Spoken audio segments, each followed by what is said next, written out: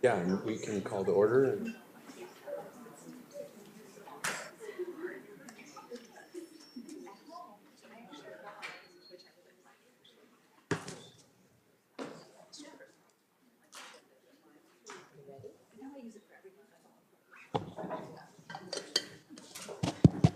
I guess not actually.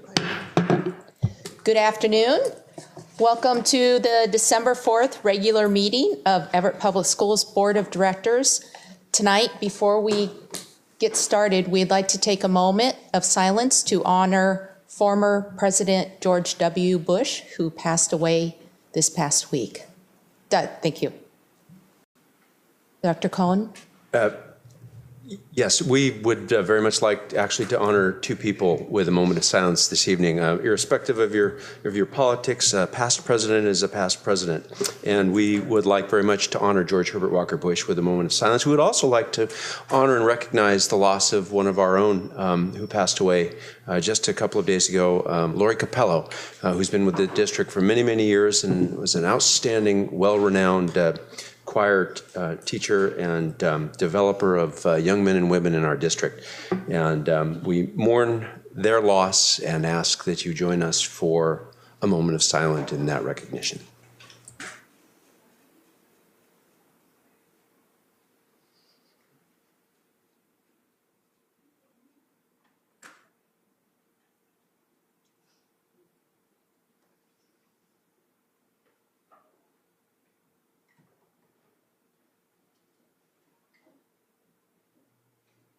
Thank you. Would you please now stand and join me for the Pledge of Allegiance? I Pledge allegiance to the flag of the United States of America and to the republic for which it stands, one nation, under God, indivisible, with liberty and justice for all. And would the Secretary please call the roll? President Mason. Present. Vice President Andrews. Present. Director Lassane. Present. Director Mitchell. Present. Director Nankar. Present. Student Representative Pollock. Student Representative Tran. Present. Thank you. Thank you. Our first order of business tonight is the adoption of the agenda. Dr. Cohen, may you please introduce this afternoon's agenda? Certainly. Consistent with the plans established at your 2018 summer planning workshop, tonight's agenda contains several elements related to both the district's strategic plan and the board's annual goals. There is this evening a segment for routine business, a segment for recognition, a segment for board comments, a segment for the superintendent's report, one for strategic progress reporting, a segment for new business, and one for upcoming agenda items. Since we published the agenda to you, the following changes have been made. Item 4.1, adoption of agenda, was updated with a revised timing sheet to reflect the addition of item 15.2. Item 10.1, the superintendent's report, will be updated during the meeting, as is customary for our regular meetings. Item 15.2, special meeting for December 2018 has been added because three of you, at least, have indicated that you are intending to go to the Sequoia High School holiday breakfast. And we thought we'd add that to your agenda to make it clear that that's what you're going to be doing. The board may elect, of course, to change the order of business by a majority vote of the members. This is not the point during your agenda to request items be removed from the consent agenda. In all other respects, the agenda is as we originally published it to you, and we ask your approval thereof. Thank you. Is there a motion to approve the agenda as amended? So moved. Is there a second? Second.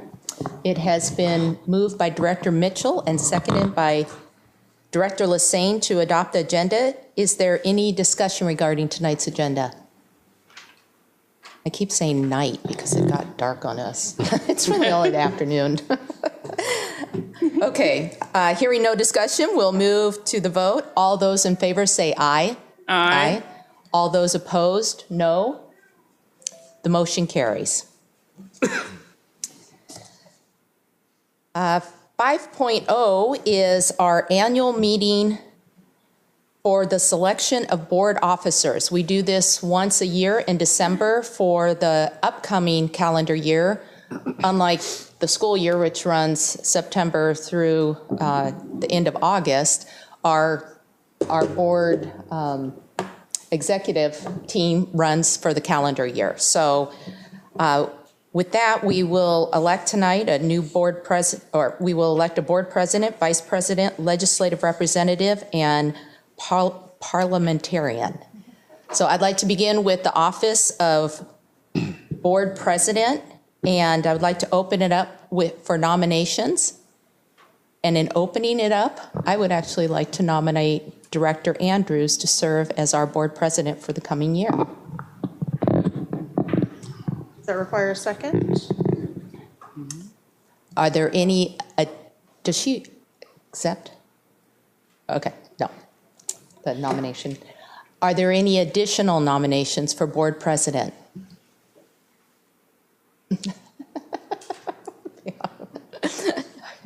Hearing none, we will move to a vote. All those in favor say aye. Aye. Aye. Aye. Oh, roll call vote. We have to go around and do single votes. So I we'll let the apologize. record show that you closed the nominations and then you called for a roll call Right, a vote. So roll the call secretary will call the roll. Director Andrews. Oh, It's the awkward part of it. awkward, but Carol Andrews. Director Lassane. Director Carol Andrews. President Mason. Director Carol Andrews. Director Mitchell. Director Carol Andrews? Director Nankar. Director Carol Andrews. Thank you. Thank you. Vice President, we don't need to do anything else, correct? So you've now elected a president. The gavel transfers to the president, who now conducts the election for vice president and the other offices. I don't think she knew that. We now have a new president. Just not- Yeah, I think the sequencing's in your in any of the items. So she's a little surprised. That's the way it goes. Yes. Been here, done that, should know this.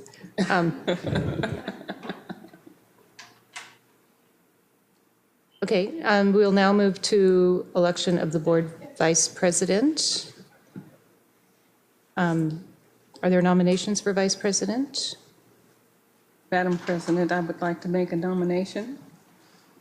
I would like to nominate Director Caroline Mason for Vice President, for the office of Vice President. Oh, did you not hear me?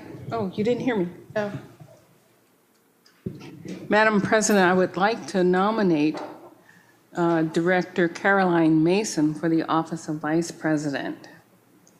You hear me now? Yeah. Are there other nominations?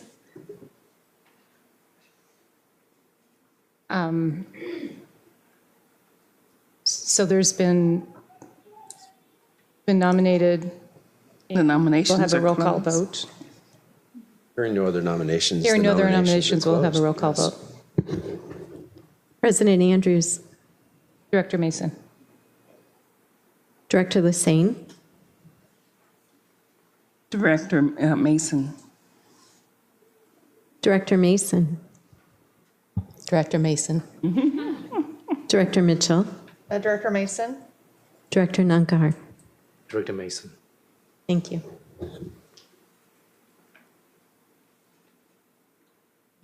We'll now move to election of the legislative representative. Are there nominations for legislative representative?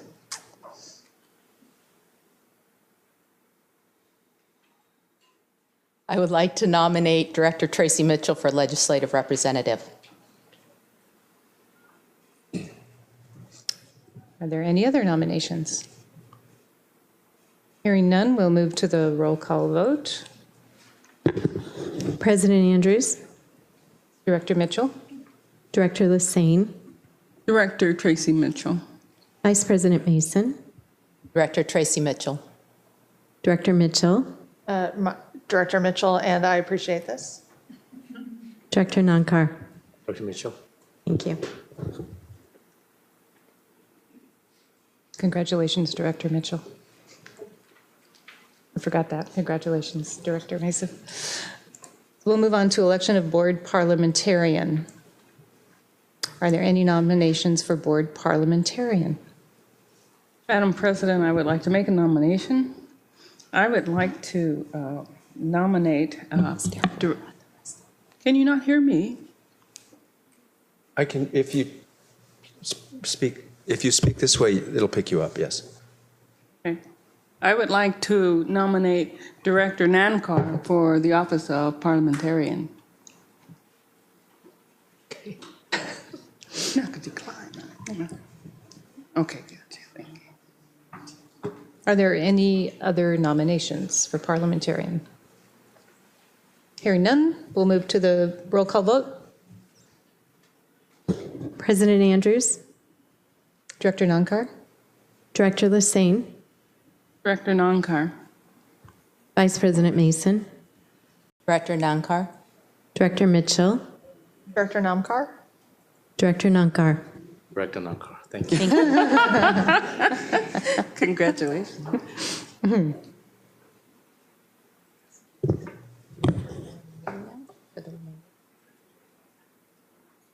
So you now have a new slate of officers. What we will typically do is go into the next item of business, which is the recognition.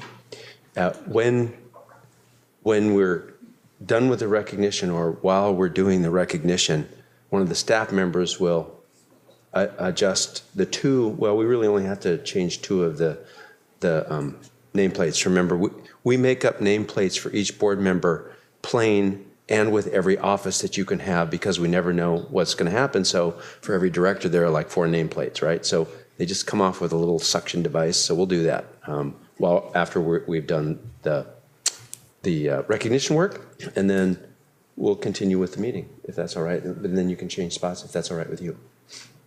Unless you want to change spots right now. I mean, you can. I think the first plan works well. First plan works well? Okay. So we'll move on to section 6 recognitions. Tonight we have, we're recognizing Garfield Elementary. Dr. Stewart?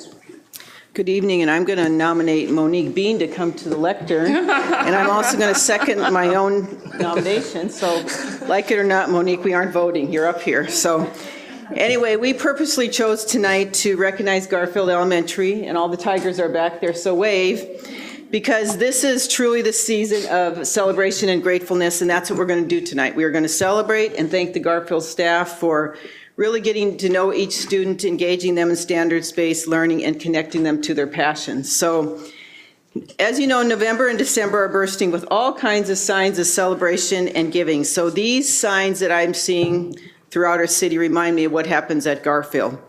So I wrote, during this season, you see adults planning for special days, making treats for cookie exchanges, and sharing laughter. At Garfield, you see on a daily basis, you will see teachers happily collaborating, planning standards-based lessons, and laughing about the simple things in life. During this season, you see students and adults collecting food for the food bank. At Garfield, a local church, a neighborhood church, provides weekly containers for families over the weekend. That is one of the examples of the strong partnerships that they have at Garfield.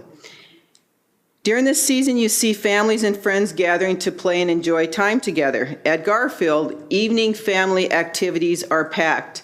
And if I want a parking place, I should just start at Everett Community College, because it's very hard to find a parking place. That's how much families love to attend evening events.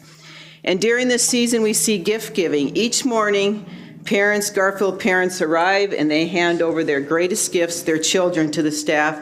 And those staff members on a daily basis wrap these students with support and curiosity. And during this season, you see family members practicing with children how to ride their new bike or play a new game that they got together. And at Garfield, you see staff members arriving early and helping a packed room of English learners practice their new language skills. And during this season, you see people struggling and trying to make their lives better. And at Garfield, teachers, even when they're tired, they continue to encourage students to struggle and persevere and do everything possible because they know they are helping make these students' lives better, even when they maybe don't realize it. And during this season, and here hopefully at 7 o'clock, I will see View Ridges, you will see children, choirs, and singing and playing in bands together and bringing joy and hope to others. And that's Garfield. The staff members are like a choir, they are like a band, and they know just the right notes to put together to bring happiness and to show students that there is hope for their futures. So at this time, I'd like to invite Greg Liddell to come up and talk about, as a result of all this, why we are recognizing Garfield Elementary. I'm going to hand that to you for just a second. Good evening, board and community. I'm excited to be here. This is really one of the best evenings of the year when we get to celebrate this. The award is now in its 12th year. It's the longest running award in the state of Washington, and it's remained completely unchanged since the year was introduced. It's an award based on looking at a long-range 5-year span of improvement in literacy and mathematics. And what we're seeing with Garfield is the result of multiple of those 5-year spans.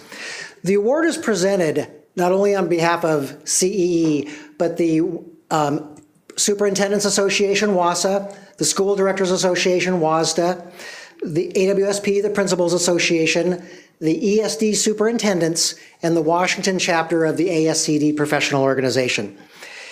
As we head into this award and look at it, tonight we're going to celebrate all of Garfield, the staff, the students, the community that supports it, the leadership team, and everybody here that supports that. But if you really think about, this is its 4th consecutive award. So this is a 5-year span repeated 4 times. Wow. So this actually goes back and starts for Garfield in 2011. So 2011 to 15, 2012 to 16, 2013 to 17, 2014 to 18 are the 4 spans for which Garfield has won this award. And there are only a handful of schools in the state which have won the award 4 consecutive times. So if you think about that, those 4th and 5th graders at Garfield in 2011, those 5th graders graduated last June. Those 4th graders are now your seniors.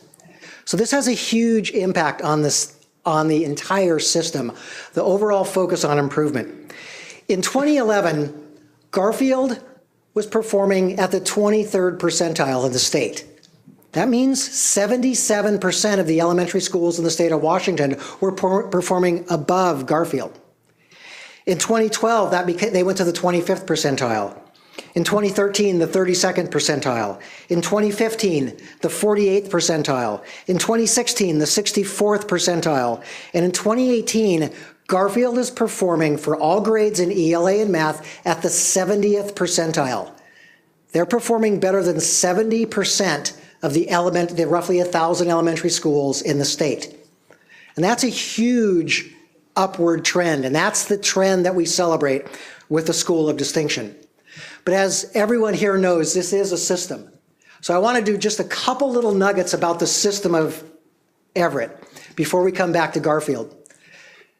All 17 of the elementary schools here in Everett outperform their expected level of performance.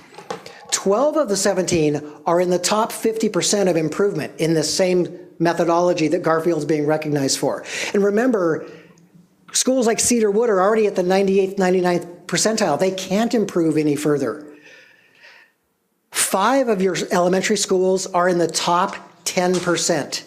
Garfield, who we celebrate tonight, Whittier missed the award by 2 spots. There were 51 spots. Whittier was 53rd. Jackson, Hawthorne, and Penny Creek were in that next 5%, that top 10% of improvement in the state. For the middle schools, all 5 outperformed their expected level of poverty. For the high schools, we'll see the same, all of the high schools. I finished an analysis for the upcoming WERA conference later this week, just earlier this morning, I looked at every district larger than 6,000 students, every single one. There is no district in the state of Washington that has every building at the elementary, the middle, and the high school performing above their expected level of poverty. Everett is the only one. Shoreline and Lake Washington are close. But out of all the Shoreline and Lake Washington schools, they have one school that drops below in each of the grade levels. At the high school, as I mentioned, all four outperform. 2 of the 3 comprehensive high schools are in the top 50% of improvement. And Jackson, again, is already at that 99th level, so they can't improve very far. When we look at this award and we come back to celebrating what's happening at Garfield, I think it's really critical to understand that this is about a system. It's about a long-term progression, 2011 to 2018, and that progression from being relatively low performing to now being at the 70th percentile in the state. And again, celebrating that those kids move through the entire system. So on behalf of the Center for Educational Effectiveness and our partners in the award, to the team here, and particularly to Monique, and the ones that actually do a lot of the work in the classroom, which are back here, I want to just say this is a huge, huge accomplishment, and thanks for all your hard work and dedication. Thank you so much.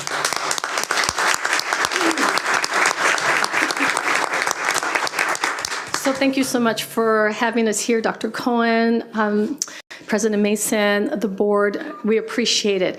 I just would like you to take just a second just to envision. I know that I'm the person who stands here to represent Garfield, but I just would like you to look out and just envision a sea of blue and orange, from the staff to our children to our families, and maybe a few community members, because some of those, they like blue and orange as well. So just envision that, because this is a collective action. We do this work together, and I am here to thank you so much. And on behalf of the staff, we are just overjoyed with the sustained growth that we have been able to keep. We have teachers that are at high levels. We have a support staff that is there, willing, able, every day, and we have paraeducators who are ready to do the work. So together, we thank our families, our kids, and we thank you for this opportunity. So thank you.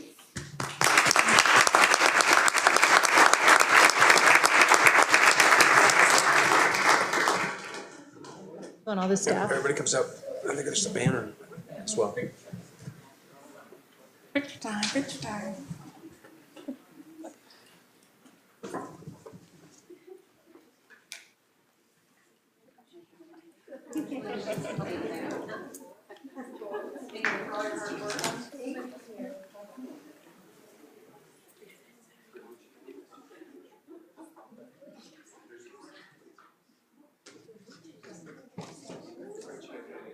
Well, did they want to do one with that, with their team and staff? Okay, ready? 1, 2, 3. We'll do one more of those. Okay, now the board. Come on in. Oh, ready.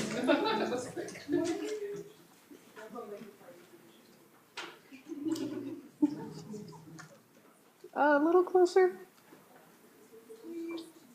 Okay. One more. Thank you.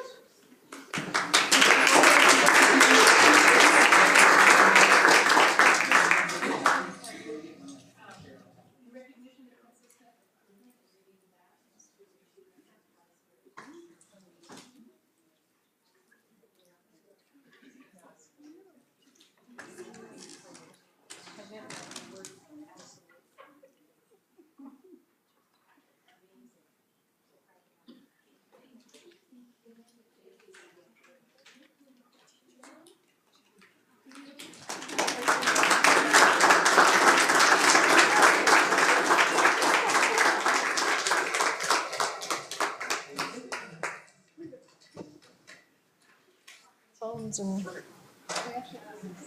eats, yeah, you've got to move your stuff over. Yeah, we'll wait. I'll get some coffee while you guys switch. Yeah, the names are changed. Names are changed to protect the Yep, innocent. to The protect the computers innocent. need to be moved. Yeah, they can lift them up and do those.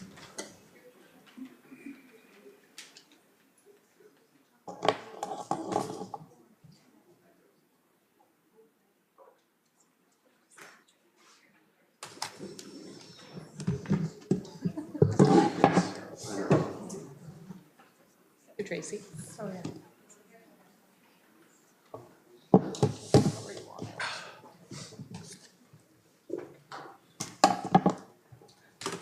have enough battery to get through the.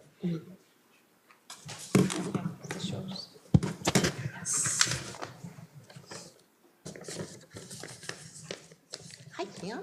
Hi, Caroline.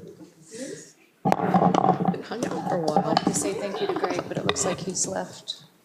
It does look like he's left, yes. Thank you to Greg Lovedell for coming and sharing That was very those wonderful statistics and information about our awesome schools. So we will move on to audience comments, section 7. Dr. Cohn, are there any requests from the audience to speak to the board? Yes, there are. On behalf of the board, I would like to welcome this afternoon's speakers. The board recognizes the value of public comment on educational topics and the importance of involving members of our community in its meetings. School board meetings are designed to conduct district business in public. We welcome ideas and opinions presented in that same spirit.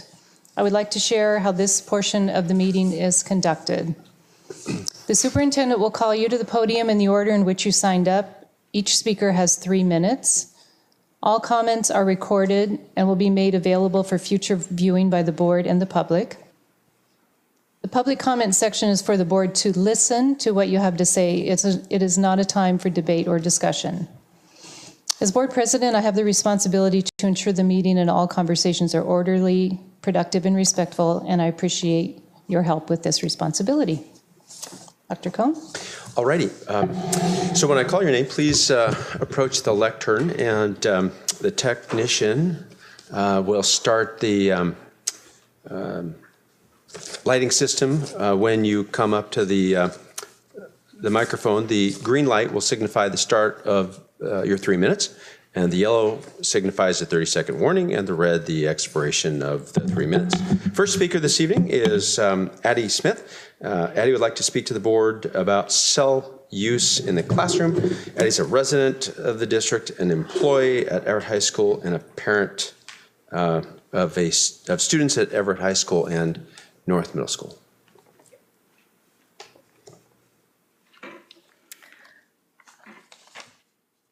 Good evening. My name is Addie Smith, and I'm both an educator and mother of 2 children in Everett Public Schools. I'm here to address Board Policy 3246P pertaining to students and personal electronic devices. Adopted in 2013, this policy is badly outdated, unrealistic in its expectation of teachers, and I think needs to be revisited. Students are on their phones constantly. Cell phones are a distraction that are impeding the learning environment across our district. In a recent survey of 100 teachers across Everett Public Schools, I asked some of my colleagues for their opinions and thoughts on cell phone use at their school. The results were astounding. 100% of our teachers who responded said cell phones are a distraction in our schools. Teachers spend up to 5 minutes per period per day addressing and managing cell phones. This equals up to 75 hours per teacher per year. In the absence of a consistent, clear message on cell phones in our schools, our kids and teachers are getting mixed messages that result in frustrated staff and students whose academic performance suffers. A Miami University study on college students using cell phones in lectures, students who were not distracted earned 10 to 17% higher grades on tests compared to the digitally distracted group. Another study from the University of Texas showed that whether on the desk, in the bag, or even in the same room, the mere presence of a cell phone near a student greatly diminished their cognitive capacity. These are 2 of thousands of scientific studies that show the detrimental effects of smartphones that they're having on the brain development and academic performance of our youth. Perhaps, though, most important, in addition to the academic impairment caused by cell phones, they are impeding our ability as teachers to construct meaningful, positive relationships with students. As institutions of learning, we cannot afford to let our students suffer these effects any longer. By doing nothing, we are complicit in the formation of these habits in our children. Countless companies and organizations are establishing no phone policies as work isn't getting done. States across the nation have enacted laws prohibiting the use of cell phones while driving, stating that a person driving while on their phone is like them driving while intoxicated. We would no more allow a student to show up to school intoxicated, much less expect them to learn in that condition. So how can we expect it to be different in schools if we continue to allow them to use their phones? Experts all agree that the best way to manage this problem is to simply not allow them in classrooms. I propose that in our high schools, where all students have been provided a laptop, that cell phones no longer be allowed out during class. This would apply to teachers too. The time has come for us to put away the phones. Please work to enact a more realistic and rigorous policy on cell phone use in Everett Public Schools so we can once again build healthy relationships with all our kids and they can learn distraction-free. Thank you for your time. Excuse me.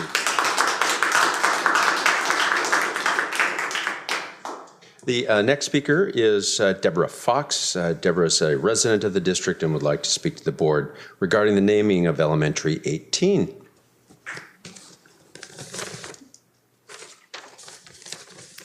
Good evening and thank you. Emma S. Ewell Elementary School. It has a real nice ring to it. A name has importance, so I advocate naming our newest elementary school in honor of this primary figure in Everett School District history. 2018 is the year of the woman when women have stepped up and are being heard and recognized. Our midterm election had more women in it than any other time in history. There are now 9 female mayors in our region. Now is the time for Everett School District to proudly contribute to the narrative of important women. Emma was a trailblazer, the first teacher in Everett Schoolhouse, the first principal, and the first female superintendent. It is perfect for an elementary school to be named after her. Everett's youngest school students should learn about the values she represented: tenacity, aspiration, bravery, and mastery. Let's choose a school name that inspires curiosity, imagination, and values. No one learns anything from a generic sounding name. We want people to ask, who is Emma S. Ewell? This is an opportunity to have a conversation about an inspirational woman in local history. This new school represents a new generation who should learn about an important teacher who embodied positive values. The newest school should reflect the pride we have in local women who made a difference. 2020 is the anniversary of women's suffrage, and there's no better time for people to learn about Ewell. Let's honor her importance by naming elementary number 18 after Emma S. Ewell. Thank you for your time. Thank you, Ms. Fox. The third speaker this evening is Steve Fox, also a resident of the district, and he would like to speak with you about the naming of Elementary 18. Hello. I'm reading a letter here that is submitted by Margaret Riddle, who's a staff historian with HistoryLink. Dear board members, I'm writing in support of Deborah Fox's proposal to name an Everett school in honor of Everett's first teacher and principal, Emma Sarepta Ewell. This year, Everett celebrated its 125th anniversary, and Emma Ewell was a prominent and important person in this region's origins. Ms. Fox spoke to the importance of Emma Ewell in establishing first-class education in a newly formed boomtown city. In 2020, the U.S. will celebrate the centennial of the 19th Amendment to the Constitution, finally granting women the right to vote. But due to the work of independent and courageous women like Emma Ewell, Washington State had already passed its Women's Suffrage Act 10 years earlier. In 2008, I retired from the Everett Public Library, where I'd worked for 30-plus years as a history specialist. One of my pleasures was recording the memories of seniors. Among those was Hallie Hunsaker, who came to Everett in 1892 as a young girl. Emma Ewell was one of her first teachers, and in Haley's memory, Emma Ewell gave her students a college education at a high school level. While there are many men and women who could and should be honored for their work with Everett schools, it would be appropriate to honor one of Everett's brilliant educators. It would also be an important move in the recognition of the roles women have played in our city's history. I hope you will consider naming an Everett school in honor of Emma Sarepta Ewell. Sincerely, Margaret Riddle, staff historian with HistoryLink. Thank you. Thank you, Mr. Fox.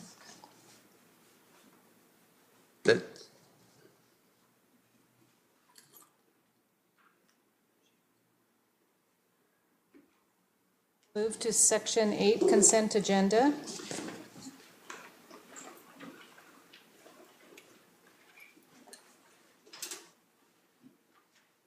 The board's consent agenda includes repetitive business items. Example of this type of item includes meeting minutes, personnel actions, expense vouchers, surplus lists, gifts and grants, and recurring contracts.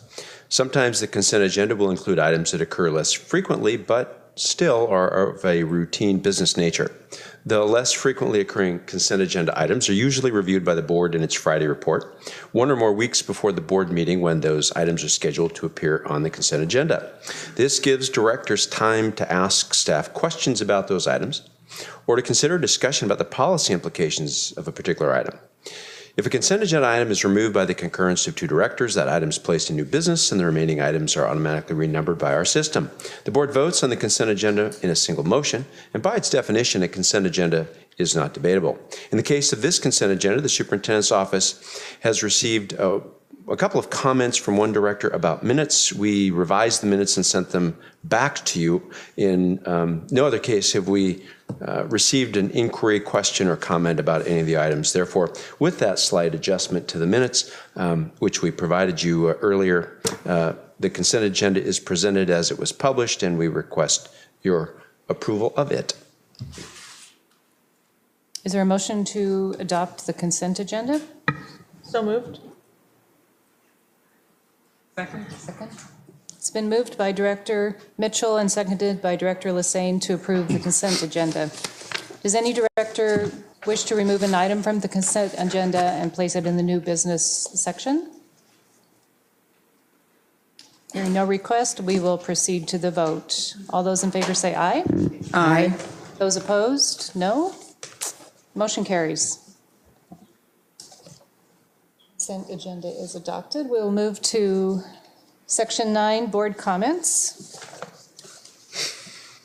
This is a time where directors and student representatives have an opportunity to share information as it relates to our district. I think I will start tonight because I would like to start by thanking Director Mason for her service as board president for the last year plus. She willingly accepted this role in mid-2017 when Director Wente had to step down, and then was continued on as president with the elections next year. And she has served us so well. She has kept our board meetings orderly, timely, on point. Not only in the boardroom, but she attends so many events outside of the boardroom, connects with the community. She responds to many patron emails with wonderful responses. She has reached out to our union leadership and made connections, and she has very admirably reached out to community members, both those who fully support our district and those who are sometimes critical. So I have a lot of respect for her for that. And she has commented from time to time that she loves this work, and I think it truly shows. So I just wanted, I'm sure on behalf of my board colleagues, just wanted to say a thank you to her and recognize her. And I'm glad that she's continuing on as vice president and will be here to consult with. So now we'll start with Director Mitchell. Would you like to start? Oh, sure. Thank you. I'm just going to start by first letting you all know that as my daughter was studying for her AP environmental science test this week, which is today, she did create herself a phone jail. She showed it to me because of the distractions that she knows for herself. And also, while I do text my daughter at school, nothing I text her is urgent. And so as a parent, I need to change my behavior. The second thing is I am very, very thankful for the families that did attend the high school overcrowding meetings. And Mike, I want to thank you if you were there to lead them. I mean, I've had lots of people ask me, is my neighborhood in the map? And I reassure them, as I appreciate the fact that the Herald did too, no maps have been drawn. A map was shown originally, no maps have been drawn. And then I am also, because of what Dr. Stewart said about just a time of thankfulness, I also want to thank you all for the Peter and your team for the SEL session we had last week. That you asked us at the time, questions, and so like any thoughts, feedback, and so I have thought about this a lot with the Panorama survey. That we were able to see opportunities for kids, and just especially those hidden kids, those high achieving kids that are maybe sometimes those hidden risks that they have, in a way that we can engage them in different ways and help with their mental development. I just see this as just great work. And a question came up: is this new? Is this always there? Kids have always struggled. I mean, mental disease is a real thing. Being able to identify kids who are struggling versus kids who really do need therapy, I think that all of our work is going to help those kids as we make them life ready. So thank you so much.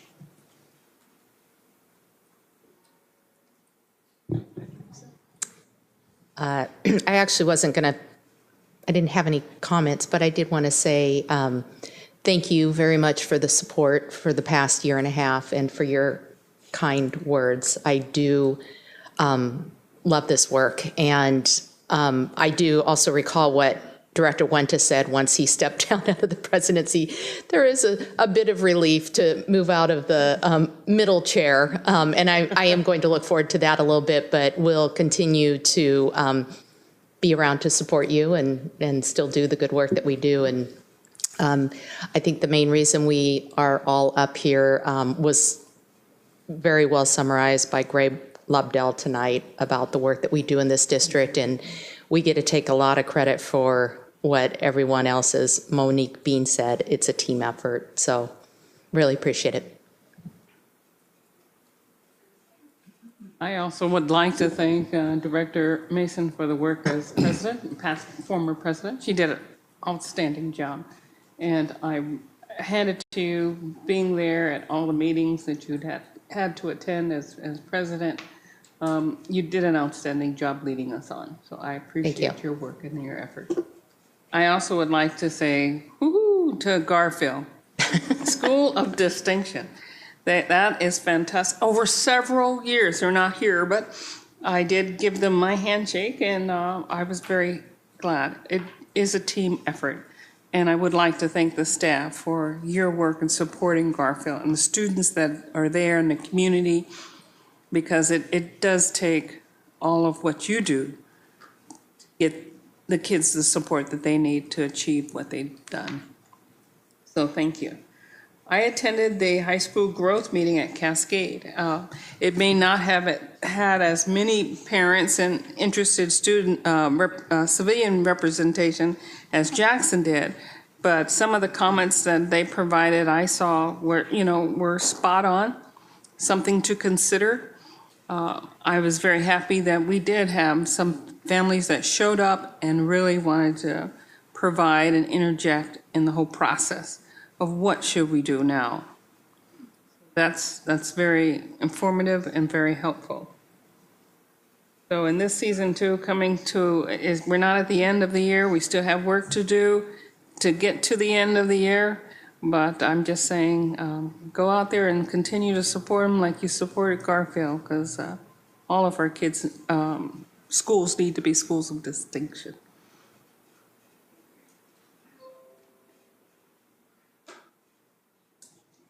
Director Nankar? Just to echo the rest of the director's comments about thanking Director Mason for her service. And in addition, I wanted to also congratulate Dr. Stewart for her retirement. In the brief time that I've known her and the couple of meetings I've had with her, director orientation meetings and such, her passion comes through really strong. And I think the district would be sad to miss your expertise and your passion and your dedication, but also like to wish you best in your next adventure. Thank you. Student Representative Tron? I have no comments today. Okay.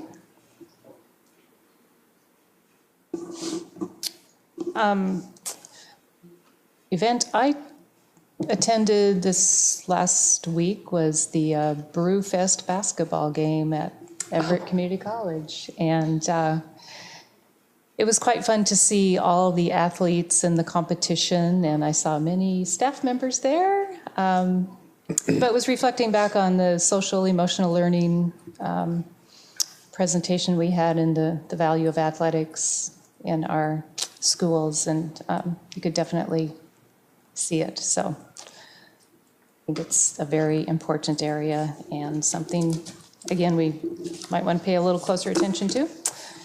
And I congratulate Joyce on her retirement as well. It's bittersweet news at best, but I'm hoping she won't make herself scarce. Thank you. So we will move on to Superintendent's report, Section 10. Alrighty, this evening, I want to just recognize that we once again put up on our website the what do you do if we have inclement weather message.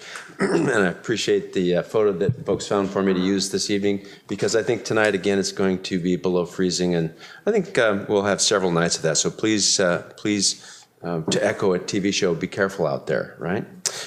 We've got a little bit of good news and some district news, and then we'll cover a gift and a little bit of construction update, and I'll talk briefly about school visits. I want you to know that if you visit the Heatherwood Middle School page on the district's website, their homepage, which is part of the district's website, a video produced by Microsoft will highlight last year's PTA STEM Tech Night held at the school. This was a really big event sponsored by the Heatherwood Middle School PTA, and it was in cooperation with Microsoft. The video highlights a number of Heatherwood families, including one who invited the film crew to their home.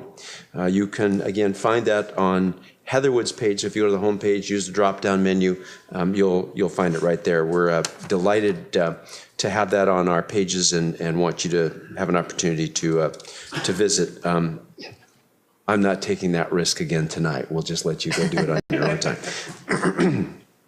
I wanted to just give you a very quick update. So far, our high school Growth Mitigation Planning Committee has held 3 meetings, and Mike, I'm going to watch Mike while I'm talking, just in case I'm off base at all here.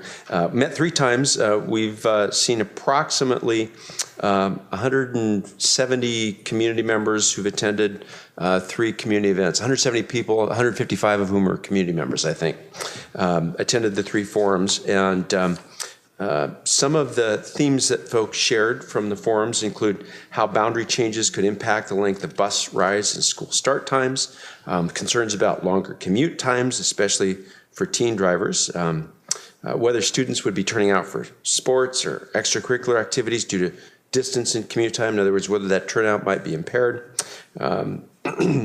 There have been conversations about only moving incoming freshmen and not juniors and seniors, considering offering magnets or specialty programs at the high schools, considering moving students from newer developments, providing emotional support to students and families during transition. So I provide you those that sampling so that you have a sense of the wide variety of conversations that are occurring, and you'll be getting updates on that later in the year. Just wanted to quickly let you know that those are underway. So I want to echo first of all of your thanks, praise, and recognition for your now immediate past board president. Those of you who've served in these roles know that board presidents and superintendents spend a lot of time on the phone with each other because the board president interprets, represents, speaks for the board. And that's a really critical aspect of the superintendent's work as essentially the transmission for board policy into the operations of the organization. So I want to thank Director Mason for the incredible time, talent, emotion, intellect, common sense and good advice that she's brought to our relationship during the time that she served as board president. It takes a lot of time, and folks who haven't been in these roles don't really recognize how much time you all spend, and then how much additional time that officers might spend in these roles. When you meet as a board around 50 times formally during the year, not counting school visits, not counting other kinds of things that aren't board meetings, they begin to recognize what it takes to serve ably in a committed fashion on a school board in support of and advocating for your 20,000 students, or however many you have in a school district. Director Nankar has just joined the district recently.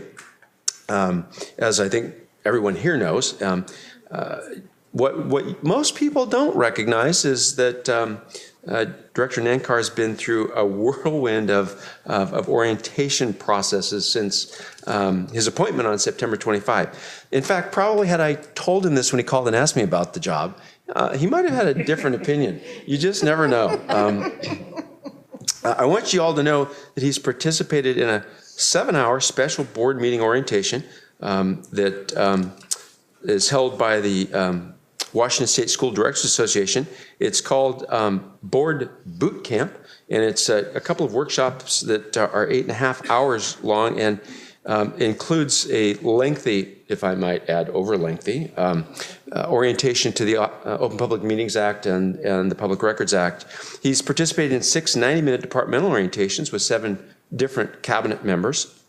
And since beginning this process, he's amassed 23 total hours of orientations and training, and then also attended 2.5 days of state conference. So in addition to board meetings, we want to congratulate him on surviving the orientation process. I just want to take a moment to thank you, Jiaming, for devoting all this time. It is a very steep hill to climb to start with. It kind of levels out a little bit. It's like an airplane climbing up to, right? So while the learning curve continues for a couple of years, we're not going to put you through what we put you through the last 24 hours or so. I want to thank the Albertsons Foundation for providing Everett High School a $15,000 donation to assist with purchasing perishable items and gift cards to benefit families in our community. I think some of you probably saw the wonderful King 5 spot on the Everett High School ASB's fundraising activities, food-raising activities, and their distribution to those who are in need. We want to recognize them as well. Approximately 80% of the first floor and 45% of the second floor concrete slab have been poured at North Middle School. The structural steel construction is about 95% complete. As is my time, and the contractor estimates topping out the steel in the next week. Interior and exterior metal framing's underway. You've heard some of this before. I want you to notice the picture with the person wearing the virtual reality goggles. This was an event on November 21st for the North Middle School staff to walk through the building virtually. The architect provided this opportunity for folks as part of that orientation, design work, et cetera, et cetera. It was a tremendous opportunity. I got to watch a little bit and then got to go sign Dr. Stewart's and my name to one of the beams that will be put up and probably covered up after all of that work. So I want to thank the architects and the staff for engaging in that. Here's a quick update on school visits, number of visits and multiple visits to different schools, including, the Wednesday visits, some off Wednesday visits, choir concerts, ASB officer meetings. I got to see Peter and the Starcatcher at Everett High School, and then went to meet with the drama club afterward and thank them, sat in on a little girls' basketball practice, and I got to attend the Thanksgiving lunch at Sequoia and meet with their ASB officers as well. So very, very busy month, a great month, and wonderful opportunities. And I will say it was really kind of cute visiting the EHS drama club. One of the students asked if I would play the principal in Grease coming up in the spring, and I asked him, remember I said I can't make it through the grocery store without a written list? So I wanted to compliment the kids in particular. The amount of, the volume of lines that they had to remember to get through that Starcatcher and then get through it with such aplomb was really tremendous. So I wanted to thank them and congratulate them. That's my report for this month. Thank you very much. Thank you, Dr. Cohen. I think you'd be great in Greece. You think I'd be great in Greece? Yeah. You haven't heard me sing. I don't think the principal sings. Good. Next is item 11, strategic progress monitoring. And this evening, we have our presentation on class of 2019 progress to graduation. I'm back. We are graduating another class of students, the class of 2019. I'm Dr. Jeannie Willard. I'm the Director of College and Career Readiness and On-Time Graduation. Tonight, I get to share the podium with Dr. Becky Clifford and Zach Crane from Special Services and Dr. Cynthia Jones from our Categorical Department and representing our English language learners. So tonight is another opportunity to share what we're learning about the class that is graduating in the spring. And we learn new things with each graduating class. We relearn things that we might know already, but with every group of students, we're presented with new opportunities and also new things that arise. One of our celebrations right now is reflecting on the class of 2018 and the class of 2017. And you probably already know this, but for our class of 2018, we just reported our graduation rates to the state, and they're higher than they have ever been reported at 95.7%. And our 5-year rates for the class of 2017 are really outstanding. They're lower, they're 0.6% lower than they were for the class of 2016, but at 94.6, we're reaching rare air, where it gets harder and harder to reach 100%. And each new group of students, we're really talking about 5 and 10 students and their lives, and with the social emotional learning that you have been engaged in, there are all sorts of factors that go into the students that we're working with and how we serve them. We will be getting back the graduation rates for our subgroups, for all of our particular groups that we look really closely at, sometime in December. I've even looked today to see if I could share that tonight, just by chance, but it isn't posted yet, maybe later this month or January. They did tell me middle of December, but we'll see. So the class of 2019 and the class of 2020 are our last two groups right now with 22 credits to graduate. And so our sophomores and our freshmen, which are the class of 2021 and beyond, I can't believe that either, especially hearing Greg Lobdell talk about Garfield students being seniors now. It's kind of amazing, but we keep working this work and we keep preparing also for those changes coming up. One of the things I get to share with you is our work around on-time graduation. This is really the way we describe how we work together, the supports and interventions that we put together. It happens at the district level with directors like myself, our assistant superintendents, our associate superintendent, our deputy superintendent, our principals, success coordinators, facilitators. We come together nearly every week on a Tuesday, and we come together to look at students. And then at the school level, they call those local meetings. They engage in the same work, but go deeper, going through each student and really looking closely at what they need to graduate and also what's behind that and what the barriers are for every student listed. So we have a cycle, it's a continuous improvement cycle, but it's also seasonal. And this is the season where we're really focused on making sure we look ahead. We started the year, and that's the first column there, mapping out success, where we really look closely at seniors, where they were, what did we do last year that worked, didn't work. Then with the round that we have just been working through, we looked at grades 9 through 11, and we focused on how they're doing. We looked at the 24 credits for our 9th and 10th graders. What are they doing? Our 9th graders right now are all in the green because we haven't received any grades yet. We can love that. But we look at their grades closely, and we looked at whether students were failing or not and where barriers were there. And then we look all the way through grade 11. When we get to second semester in February and in March, we go back, we look at seniors again, because now we have a closer look at what the home stretch looks like, and we also review our 9th through 11th graders. May and June are the runway. That is the season where every single student that is close to graduating but not quite there, we spend a lot of time having detailed plans for every single student. And when students don't make it to graduation in June, We have district and school level teams very focused on what we're going to do to make sure that every day through the summer counts. And that can mean a whole bunch of different work for different people, and we really capitalize on our relationships with students.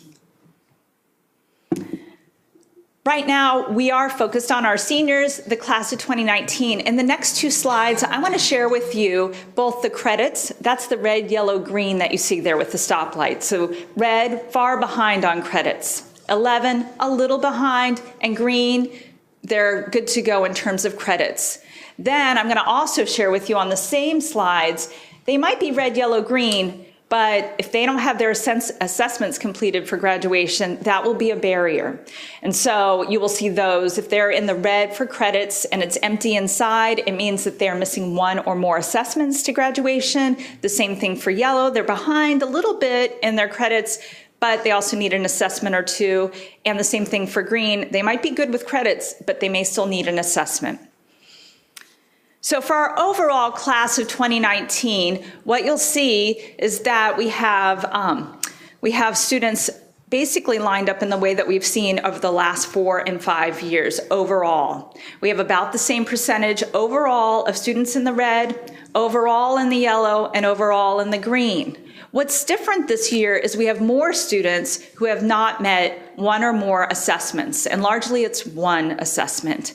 And what we've seen starting this year is that math is an area that we're working on, and we have many of our seniors in different math options, our collection of evidence, and also our Bridge to College math, which are offered as assessment alternatives to allow students to complete their math assessment. Students in the class of 2019 didn't have some of the other offerings that we had for many other classes, and our assessment options have changed even from last year where we had the expedited assessment appeals process. So with every graduating group, we encounter different barriers, nuances to the work. All of these students have plans for graduating, but this is very different than what we saw last year. Largely the numbers in the one assessment or more missing have doubled from last year. But again, it's in one area. We are focused on it. I just want to make sure we highlight that as a change from previous years. Then looking at our subgroups, here again, we see largely similar groups in terms of red, yellow, green. Changes that you see here are around our African American students, and they are greatly impacted by the assessments, more than any other group here. Where students in the red, there are no students in the red who do not need also an assessment. So that is an area of focus for us. Also, we see a larger number of students who are Hispanic who also need one or more assessments to graduate. And you see that where we have a very small number of students who are in the red, just credits, but a much larger group than we've seen before that also need an assessment. Positive news in this data is our Asian students actually are at higher levels of green and need assessments less than any other group. And also our American Indian group is a very small group. Last year it was 11 students, but there are no students in the red, and they were a third of the students we saw last year. So even though it's a small group, it's an important group, and we're seeing changes there. But with any small number, you see great fluctuations. Here I want to highlight our dropouts. This has been a remarkable change over the last 8 years, where you can see 8 years ago we were reporting 240 dropouts at that point in October, and then moving forward we're under 30. And we keep maintaining lower and lower numbers as we move forward. We can even look back. It matches the growth in our graduation rates and a lot of the work that you've seen us talking about over the years. Things that we see on this slide. Our progress checks with all of our seniors, but certainly happens in grades 9 through 11. We monitor attendance in a way that we never did before. We have had home visits. They're being fully implemented, not only at the high schools, but you see them throughout the schools. We have dropout exit plans. We monitor real-time data, lots of credit recovery options. We highlight summer school, and when we get to the spring, many of those Saturday options. Sequoia is a great alternative for many of our kids, as well as our 14-18 program Graduation Alliance, and then having clear plans for every single student, and then also moving forward on our 24 credit work has helped both our freshmen and our sophomores, and I think we're going to see that, but also some of the things that we've developed there have actually impacted our juniors and our senior class. Our work is very nuanced. Sometimes it looks the same, but I can tell you it gets deeper and richer. It's about the relationships, it's about student by student, and we're always working the work. I want to hand this over and have Dr. Becky Clifford and Zach Crane join you. Thank you, Jeannie. We are really proud of the collective efforts across all stakeholders, and Jeannie mentioned a number of them, as well as some of our stakeholders at the schools for the support to students with disabilities and progress to graduation. This year, we have an 86.6% on-time graduation for students with disabilities for 4-year on-time graduation. That's the highest that Everett Public Schools has ever had. I did a little research on OSPI Analytics. They have 2016 data. All school districts at 4-year on-time graduation rate of 80% or higher. The average cohort size was 8 students, with the smallest cohort size being 1 and the largest being 41. So for our cohort of 129 students, this is a reflection of hard work and effort of students, staff, families, and community members who create the conditions for graduation and students' post-secondary success. So I'm going to hand it over to Zach to share additional data and some information on college career and life readiness. Well, good evening. I'm very excited to join you today to share a little bit more about the context and some of the actions that we're taking to create the conditions for student success towards on-time graduation. On this slide here, we just want to share a little bit about the current context of the class of 2019. As has been typical over time, the majority of our students continue to be served through our Resource and Achieve programs, and so they continue to be a high area of focus as we move into the work that we're doing this school year. On this, for the class of 2019, what you'll see is that 49% of our students in Resource are showing as being in the green. Students identified in red and yellow are supported through a combination of very targeted and individualized support plans as well as target interventions. Achieve, while representing a much smaller portion of our student population, you will notice that 59% of our students are currently identified as being in the red. These students as well are supported through targeted support plans and targeted interventions. Predominantly, those plans focus on those 2 key areas of recovering and earning credits, as well as meeting those assessment requirements. Credit recovery options for our students are typically structured in 2 venues. One is our summer recovery options, and second is our success time options that happen throughout the school day and throughout the school year. To support opportunities for our staff, we are continuing to provide opportunities for deepening our teachers' knowledge and skills, specifically around looking at how we support them with secondary case management and IEP development. In addition to that, we continue to be very thankful for the support at the school level of Linda Navrin, one of our success coordinators who's assigned to Cascade and Jackson High School. And this year we welcome Sandy Young, who is supporting Everett High School as well as Sequoia High School. Our external partners continue to be critical supports to our students and our staff, and we are always looking at ways to expand their direct services to our schools, and that continues this year. Promoting college career and life readiness really starts when students first enter elementary school, and it's driven by high-quality learning experiences. Special Services is actively involved in the K-12 curriculum adoption process, from identifying materials to ensuring that our teachers are accessing the related professional development opportunities. To highlight one of our many successes over this current school year, all high schools are currently implementing a math course redesign, and as a result, our students are accessing and excelling at grade level with common content, as well as rigorous instructional opportunities. In addition to academics this year, we're also focusing on professional development for developing Common Core aligned IEPs, and then as well as looking at training opportunities in the areas of social emotional learning and behavior for our special educators. With this slide, I would like to just take a moment to say thank you to the board as well as related district leadership in supporting our special services curriculum acquisition process specific to the areas of social, adaptive, and life skill development. Aligned with the spirit and letter of our board policy for acquisition of supplemental materials, these instructional resources support the learning for students across the continuum of special education services, programs, as well as all grade levels. Okay. All right. With our focus on high school and beyond, special services is also continuing to enhance opportunities for students to engage in meaningful post-secondary exploration and planning activities. This includes leveraging community and work-based learning experiences that support our students in achieving their individual post-secondary goals. Okay, with that, I'd like to hand it back over to Dr. Clifford to close that. Thank you, Zach. So we're really, over the last 4 years, we have engaged with cross-departmental collaboration to create conditions to ensure students have equitable access and opportunities for success on their designated assessments, and that's been helping train teachers to understand how to select and identify accommodations and modifications, also improve our systems for ensuring that those accommodations and modifications are in place, and then ensuring that the devices and other environmental conditions are set up so that students can be most successful on their assessments.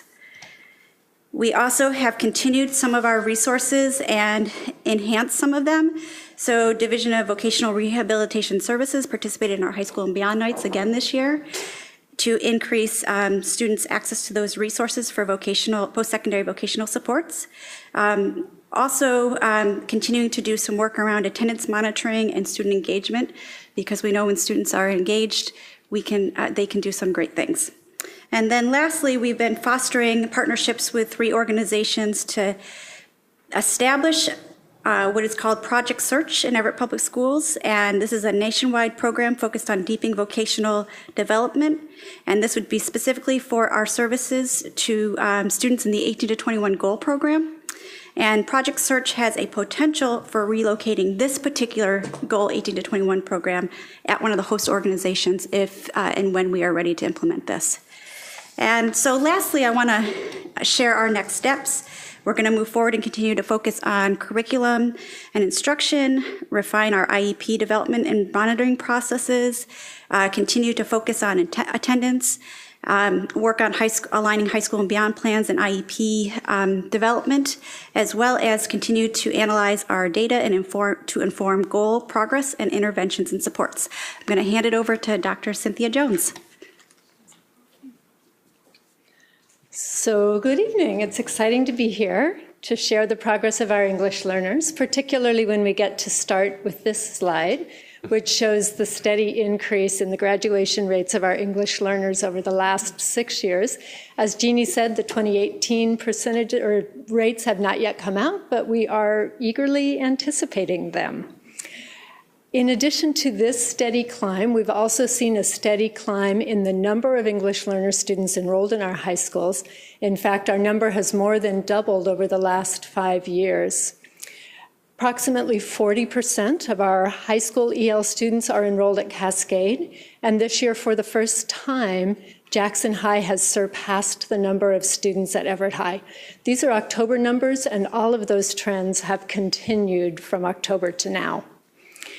The percentages of students speaking the top languages have not changed from Spanish around through Ukrainian. We continue to see the same top languages, except that that percentage continues to decrease slowly, while the percentage of students speaking other languages has slowly increased. We are extremely proud of the work that this slide represents. It shows the increasing percentage of seniors who are in the green over the last 3 years, at the same time as the number of seniors and the number of seniors who are at the emerging level of English proficiency, that beginning level of English, have both increased.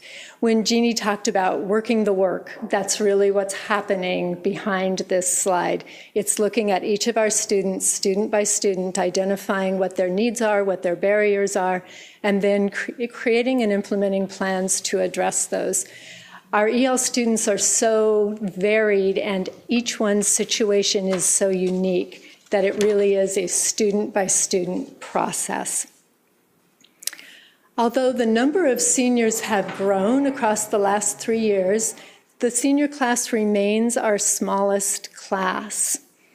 At Cascade High School, our students are pretty evenly distributed across 9th, 10th, and 11th grade, with about 50 students in each of those 3 grades. But at both Everett and Jackson High, the vast majority of our students are 9th graders. This is impacting teachers, particularly 9th grade teachers, in ways that they have not really felt previously. To this point in time, most high school teachers have not had the impact of many EL students in their classrooms. That is now changing, and I wanted to take a minute to talk about those ramifications. Our total high school enrollment of English learners across grades 9, 10, 11, and 12 is 469 students. There are more English learners than that just in kindergarten and just in first grade. In fact, 31% of all of our kindergarten and first grade students are English learners. You can see that the number of students in the grade levels then starts to drop off pretty rapidly as students start to exit out, but still 20% of all of our second graders are English learners, and we don't get down to 10% until we reach 6th grade. When you have that large a percentage of students who are English learners, we really have to develop the capacity of the gen ed, of the classroom teacher, to address the needs of those students. We can't meet their needs through our EL staff alone. So it's really important that the classroom teacher have an understanding of language acquisition and some strategies to bring to bear to support our EL students. So the first support in the foundation that we build for our ELs in elementary is that capacity of the classroom teacher. Our English learners in elementary also receive support through targeted interventions, Imagine Learning English, vocabulary pre-teaching, newcomer groups. They're intentionally included in all school supports like extended day. Our summer school program is designed to support our English learners. And then on the left, you can see all of the areas where we're intentionally focusing on support for English learners and where we are providing ongoing professional development. At secondary, we're also doing a lot to support our English learners. We have our EL success coordinators who do the work described by Jeannie, working the work. We have defined curriculum in our EL classes. We're developing our scaffolded classes. We're offering summer school courses. And we're providing professional development for our summer school teachers, our EL teachers, and our scaffolded teachers. Like at elementary school, our secondary students have a foundation. They may be in 1 to 3 periods a day of EL, and they may be in scaffolded classes. They're included in school supports like SOAR, and we work to enroll them in summer school. But we're missing that foundational support of the classroom teacher. So our goal is to begin to build that support, focusing on our 9th grade teachers, building their capacity to really understand language acquisition and have strategies to support that. One of the blocks in our foundation of supports for our English learners is Language Live. Last year was our pilot implementation year, year 0. This year we are calling year 1. We have implemented some changes and refinements based on our learning from last year. Our teachers and students report that they love the small group instruction.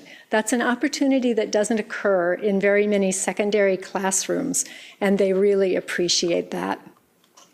We're very excited about the increase in the number of scaffolded classes. We increased from 6 last year to 13 this year. We now have the same scaffolded classes at each high school, which enables us to provide more consistent professional development and to develop common instructional strategies and assessments. Our next steps are to continue to build and support the implementation of Language Live, to continue to develop and strengthen our scaffolded classes, to begin to build the capacity of our 9th grade teachers and our other high school teachers as well, and to expand the professional development cycles we are doing at Evergreen and Jackson High to our other schools. With that, I'd like to turn this back over to Dr. Willard. We were able to share with you our current graduation rates and our progress to graduation this year. We heard the student-by-student focus in each of the sections. We reported how we're developing stronger connections and the pathways after high school, especially around special services. And you could really hear from Cynthia about the growth and the curriculum options around our EL students, a huge growing group in our district. Thank you. Thank you. Excellent presentation. Thank you. Directors, questions or comments? I have a couple questions. Director Mason, shall I start? Anyone, but, oh, sorry. Well, I Yes. have one for you and I have one for special services, so I'm not sure who wants to address that. But so thinking super high level, and I don't know if this is actually an easy question to answer. I know it's not. And I appreciate the intricacies of that you sort of delve into about how every class is a little bit different and what you learn about different classes. And it's always sort of this slightly shifting combination of everything. Yes. And, but if you looked back on, say, like the last 4 or 5 years and you had to pick the top 2 or 3 strategies that you think have had the most impact on our graduation rates, what would rise up for you? This is like so school board directors can answer simple questions. Our flexible options during the school year, putting it more back in the school year rather than relying on summer school. And that's meant a lot of things during the school day, not relying on after school by itself. Because what we've learned is that kids who are having trouble going to school have even more trouble staying after school, coming on Saturdays or going to a summer program to make that up. The kids that were most successful there were already more kids in the yellow. So putting it back during the school day, and with that, the relationship building that has become inherent to what we talk about, I think putting it at a premium and being the focal point changes the relationship we have with the system and the student so that it is not just about graduating as a rate, but success of a singular student. Yeah. And I get to have that experience myself, as do all of us, and all of us doing that work. There's been also just systems that we certainly have in place, the continued meetings, the automation, all of these things add up, but it's really those where we touch and we interact with students and get to know kids where we see the most payoff.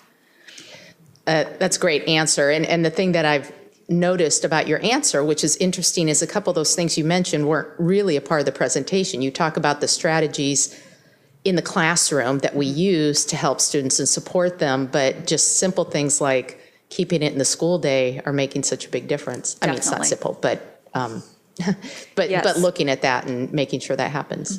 Thank you. Oh, you're welcome. I did have a special service. This is more a lack of my knowledge because there was a couple times when you talked about development of IEPs and sort of Common Core alignment and how that's impacting those students more positively. Can you just speak to that a little bit? Because I'm just not overly familiar with sort of how an IEP is developed at a very high level. Yes. So part of a student's individual education plan is to have goals in their areas where they have specially designed instruction, their special ed instruction. And so we want to make sure that those goals are aligned to the Common Core state standards so that we have high expectations and we're working towards making progress that's aligned with their grade level on Common Core state standards. So the difference is sort of taking really good goals, but then taking a step further and saying, well, those are good goals, but how do they fit in kind of? Yep. How do we make them connected and aligned? Yeah. Yes. Okay, thank you.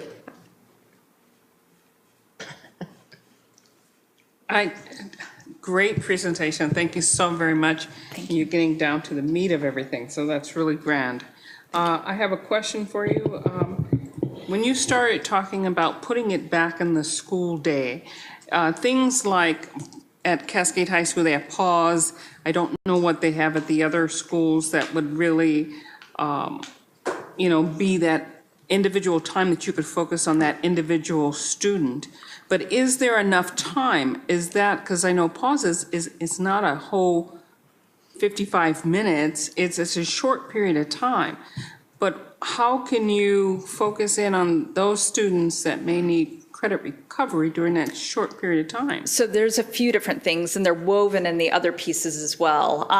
Pause or the time sometimes set aside, so we have NSICA over at Everett High School, might be some time that you might be able to recoup some credits. But what we've really done is we have what we call a SOAR or success time class, which is in a lot of ways like an AVID class where students are focused on study skills. What is your plan for the future? Working through those things, but what they're really doing is they're working on their credit recovery and getting support during the school day. So they build skills during a regular class period during the day, and then they're making up any credits that they have failed. But what we also heard in the presentation tonight is we heard about Achieve students or our resource room students. And where they are failing, what we see is that the teachers have very much been on board. And when the students are in their specially designed instruction, the courses specially assigned to them, many of those teachers incorporate the credit recovery in that time and support them, because many of them need extras, someone to read to them, another strategy to build on, writing strategies that may not happen anywhere else so that they can finish up credit recovery. And then another place we see that was really in the EL section of the presentation, which happens during the school day, which is around our sheltered classes. So Cynthia was sharing that we have grown, multiplied our sheltered EL classes. And what those are regular classes, but students who are all EL are in the same section. And so what's happening there is a teacher who teaches all the other kids in that subject area has that group of students and can scaffold it for those kids and build the vocabulary, the language skills, and they take part in training, so they have background in that, while helping the student learn the content areas. So those are many different ways, and maybe they need to be framed that way, but that's how we actually do it during the school day. So many different options for that. And we really onboard a lot of teachers. A lot of teachers are key to making this happen in subtle ways too.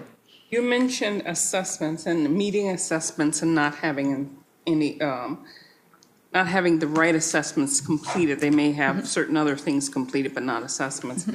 What kind of indicators do you look for that could say early enough in a senior or junior's time in school, 9th grade, 8th grade, what type of indicators do you look at that might lead you to believe that this kid is going to have problems with meeting those assessments early enough so that you can get the help that they need early enough? We do use earlier assessments, meaning our middle school assessments, but for this class in particular, and why you're seeing it with the class of 2019, is that there was a shift in the timeline of assessments, and so what was missing is that we didn't have an earlier round of assessments that we normally do. One of the things we get to talk about, and you get to see many of us, Dr. Matthews, I'm sure Kathy Stillwell around math, is that they shift. And so what we focus on starts to shift, and the timeline has certainly shifted. And so for this class, and they're just a bubble, it's an anomaly, but every year we get something that shifts.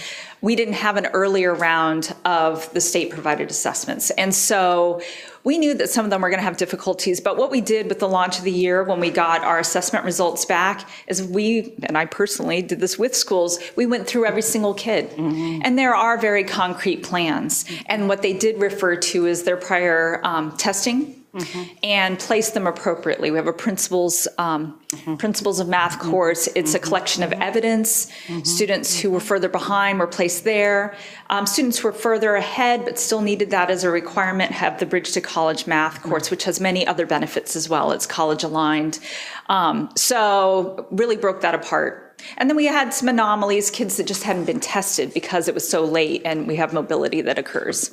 And they've been identified, and kids are being tested, all the time, and we have all the other alternatives that we've had in the past, except the expedited assessment appeal, which was a great benefit to many of our EL students in particular.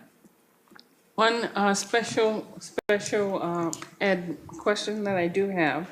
Regarding the 18 to 21 Transition Summit, when did that summit, this is the first year of that summit? And can you give us just some nuggets as what you gleaned from it, what came out? Yes, our 18 to 21 teachers and Zach led a 2-day came together for 2 days, and they were just refining the current programming. And for a portion of those days, we had some parents come in who were past parents, current parents, and anticipated future parents. And then we also had some, our community partners and agencies that we work with join us and share their input. And so it just helped us to better align and make sure that the work that we're doing and how we're designing our services support students when they transition to working with the agencies, and that we can make sure that we're really aligned and supporting our families in the best way so that students, when they leave us, it's a natural transition for them as well. Do you foresee the summit to take on a second annual, third annual, and fourth annual kind of summit? It was, I will have to get back to you on that, because it was, it was initially just to kind of do a regrouping, but not to be an annual thing. And so I don't know how to answer that yet now, at this point. Thank Yep. you. Thank you very much. Other directors or student rep have questions, comments? I would like to start off by saying that this presentation really opened my eyes to a college and career readiness. I was not aware of many things on this presentation. I just had a question on the slide about scaffolded classes, slide 38. Oops, sorry, wrong way. That one, yeah. So about the classes with the highest failure rates, was that over just the past year or over the past 10 years? That's a great question. I don't know how many years that has been the case. They are certainly the classes with the highest failure rates in the 8 years that I have been in the role. Okay. I don't know how much farther back it goes than that. I was just wondering, because geometry at CHS is so specific, was there like a reasoning that you found, like a pattern with students taking geometry? The reason for geometry at Cascade is that Cascade has so many more English learners than the other schools. Oh, okay. So we had a large enough group of students to be able to offer it there. Okay, thank you. You're welcome. That is an interesting question. Yeah. All right. Thank you very much for that presentation. Director Mitchell, did we? Fine, thank you. Okay, thank you. Thank you very much. Thanks. We look forward to an update again soon. Of course. Moving on to section 12.0 and 13.0, it's information, discussion, and unfinished business. We have no items to discuss in those areas, so we'll move on to item 14, new business, which is the naming of elementary number 18. And Ms. Larry Fleckenstein, you have a presentation for us.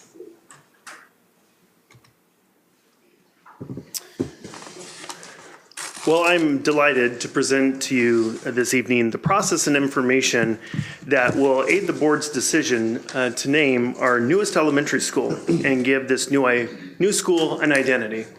Our objectives for tonight's presentation is to explain the process used for gathering and selecting names for elementary 18, present the 8 proposed names from the naming committee upon direction from the board, and also to deliberate the process for the board to then select a final name. Recall that Board Policy 6970 outlines the authority of the board to name its schools and buildings, and the related procedure outlines the process by which that takes place. Primarily, the selection of an advisory committee is chosen and is tasked with the responsibility to propose a list of no more than 10 names, no less than 3, to the board for their consideration. In that particular process, there are several guidelines that the committee needs to be mindful of and follow upon that procedure. Specific to each name will be known and significant to the people of the district. They shall not conflict with other names of schools in the surrounding area, and we've provided that information in tonight's presentation for you. And then also the use of names of living persons should be avoided unless there's a special exception. It is important to know that the board you are able to give consideration to these names, but you may also consider other names if they are not on the proposed list. The advisory committee to come up the proposed names for tonight's board decision consisted of the 3 elementary schools that are direct feeders or contributing students to the new elementary school, and that would be Cedarwood, Forest View, and Woodside Elementaries. The committee members were chosen by their principals and met 3 times over 6 weeks to develop the proposed list of names this evening. To kick off our engagement with the community, as is tasked within the procedure, we sent a postcard to all the families at those 3 schools to inform them, and in addition to posting on the district webpage and releases in school newsletters, so all community members could contribute names, proposed names for the list. That generated 141 different names that were narrowed down to tonight's 8 proposed selections. And then additionally, 1st and 5th grade students at the 3 feeder schools engaged in a process by which they indicated their selections, which we've provided for you as additional information to support your decision, inform your decision. I'd like to really thank the folks who are listed up on this slide, the community members, school staff, and of course, Dr. Holtzman and our new principal for Elementary 18, Dr. Celia Collin Weaver. Both of them are actually at a conference right now and are unable to join us this evening. But this group was just a fantastic group of people. They were quick and efficient. They did not waste time, and they got along really well. So it was a fantastic process. Just to remind the board, the nearest elementary schools and those that are actually had adjustments to the boundaries for the new Elementary 18 are the 7 schools that are listed up here on the screen. And so for tonight, the 8 names, proposed names that were generated by the naming committee are on the screen for your review. Emma Ewell Elementary, Meadow Ridge Elementary, Paul Allen Elementary, Pioneer Elementary, Sunset Hill Elementary, Tambart Creek Elementary, Whispering Firs Elementary, and Willow Elementary. To provide you some background on a few of these names is provided to you a geographical map closest to the unnamed Elementary 18 and 2 geographical features. The first is Sunset Road, which is a major artery that will then provide access to the school, just to the west of the unnamed Elementary 18. And then slightly west of that is Tambart Creek, which flows through the boundary of the school. And then slightly to the side of that is the, you can see the little school up above there, that's Cedarwood, to give you context of where this is located. So the student preferences, when we went out to the 3 schools at Woodside, Cedarwood, and Forest View, students were given some background, they were given a presentation on the 8 names, and then there was boxes put in front of the stage at each school, and they were able to then make their choice. And so for the board's consideration, these are the student preferences among the proposed names and how the students voted.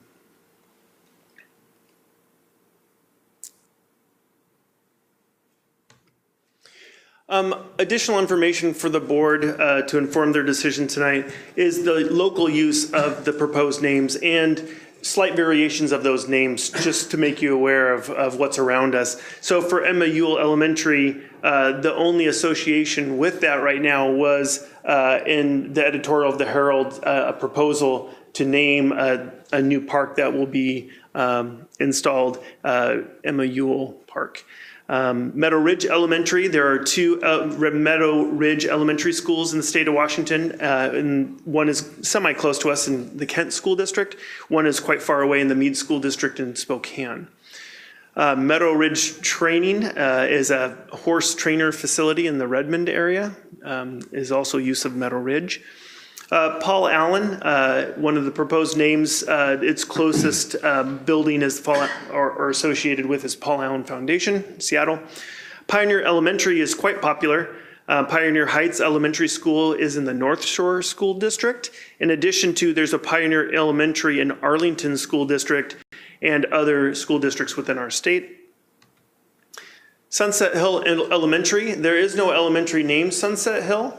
There are 2 elementary schools very close to us that are named Sunset Elementary School in Bellevue and in Snohomish.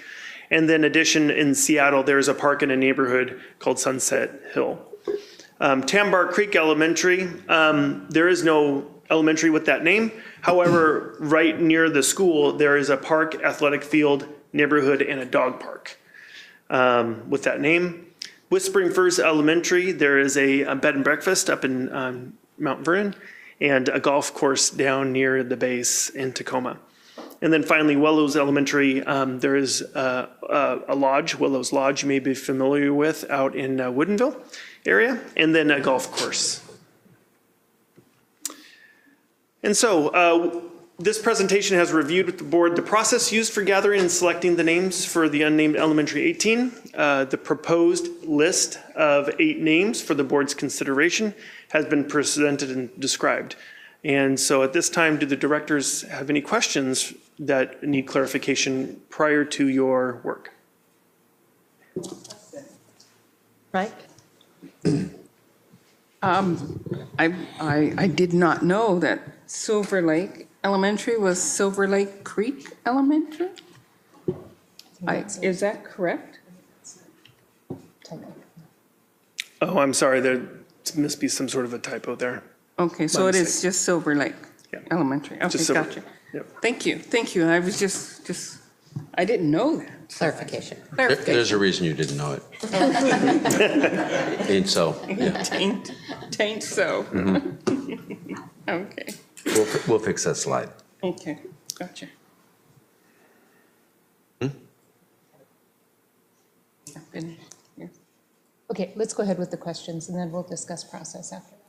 Yeah, go ahead.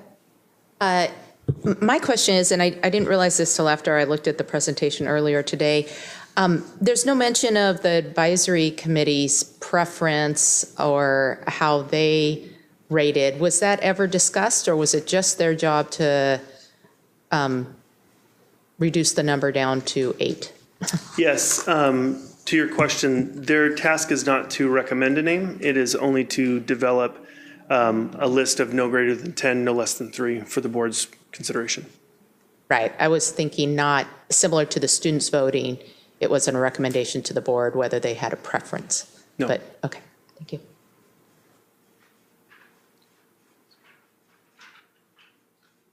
And a question regarding the student preferences.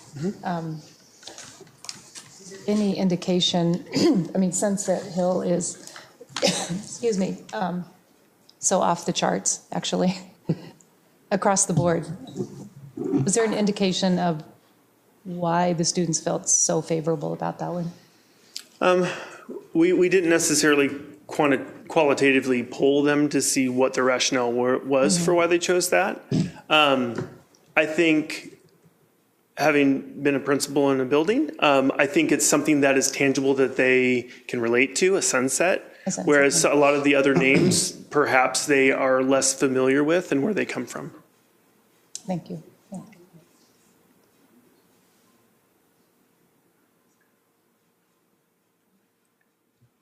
Okay, any other questions regarding facts, figures, anything? First of all, a big thank you to the committee for their work. Narrowing down all those names had to be a challenge.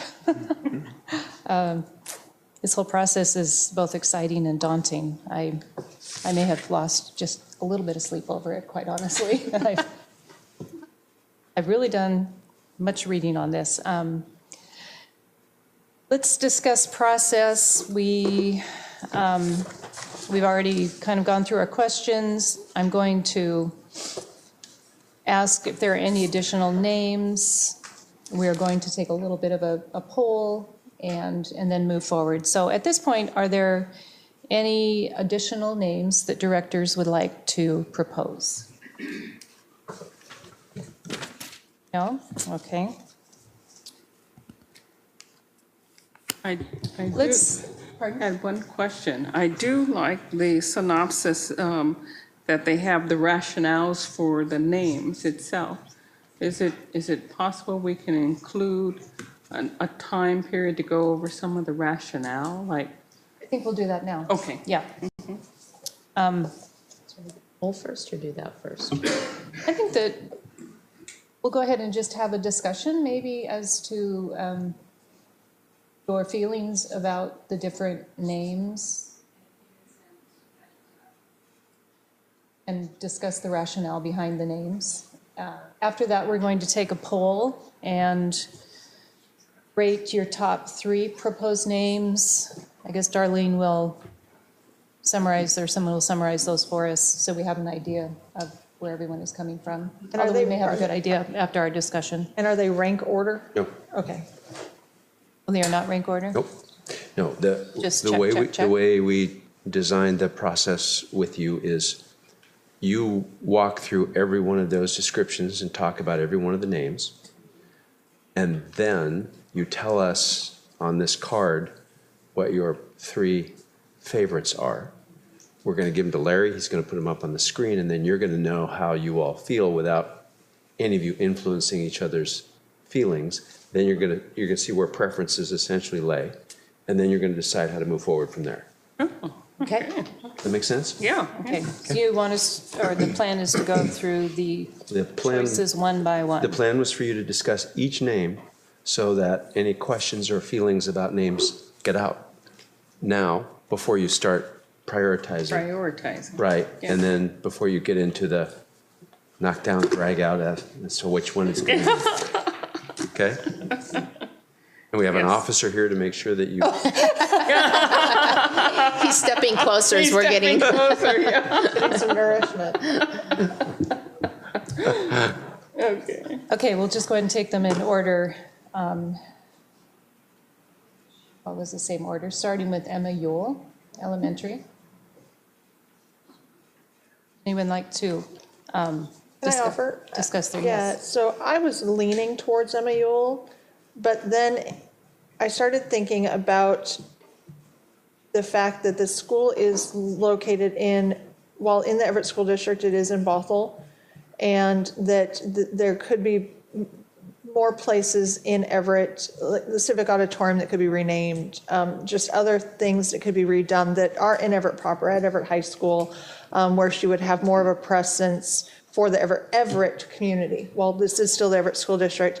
But then also in thinking about how, as a parent, I call names, Jackson High School, Penny Creek, where does your child go? Gateway, Penny Creek, Jackson, Ewell.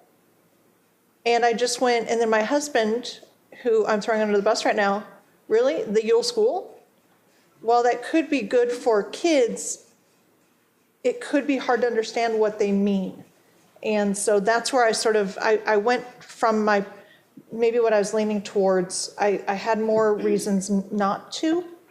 And I think she still needs to be recognized within the district. I appreciate the people that have come to speak before us about the fact that we really do lack some recognition of her in this district, but not at this school. I agree with that. I concur also, exactly. You said it quite well, thank you. Other than I didn't think of the Yule School part, but everything else, yes. I was thinking too, it would be difficult to have a mascot. That would be a little difficult.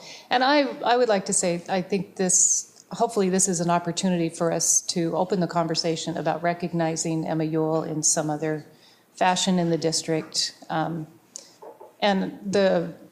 talking about the Civic Auditorium, if we would consider renaming that is a place where all the schools tend to come for music programs and all that, and it could be an opportunity to educate the community on who Emma Yule was, and share that information. So she was an amazing woman, and I hope we can follow up on recognizing her in some way. Did other directors have I would opinions about concur. Emma? I would concur with that, because I foresee seeing the Ewell Auditorium in downtown Everett, across the street from where she was a principal, as a good opportunity for her to be recognized in Everett. Sounds kind of cool. But as an elementary school in Bothell area, it's, it just doesn't seem to fit. Just a question, to rename a building, is it necessary to go through this process? I believe it is, Okay. but we can visit that another time. Okay. Okay. Any other comments on Emma Ewell Elementary? Okay.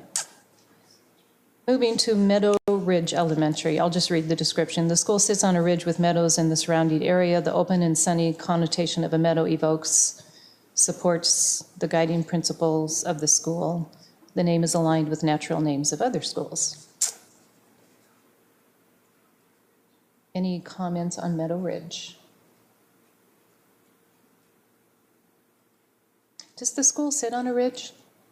I didn't necessarily pick up on a ridge when we visited the site, but I know there was a lot of construction equipment and other things going on. I would say it's more like near the top of a slight hill.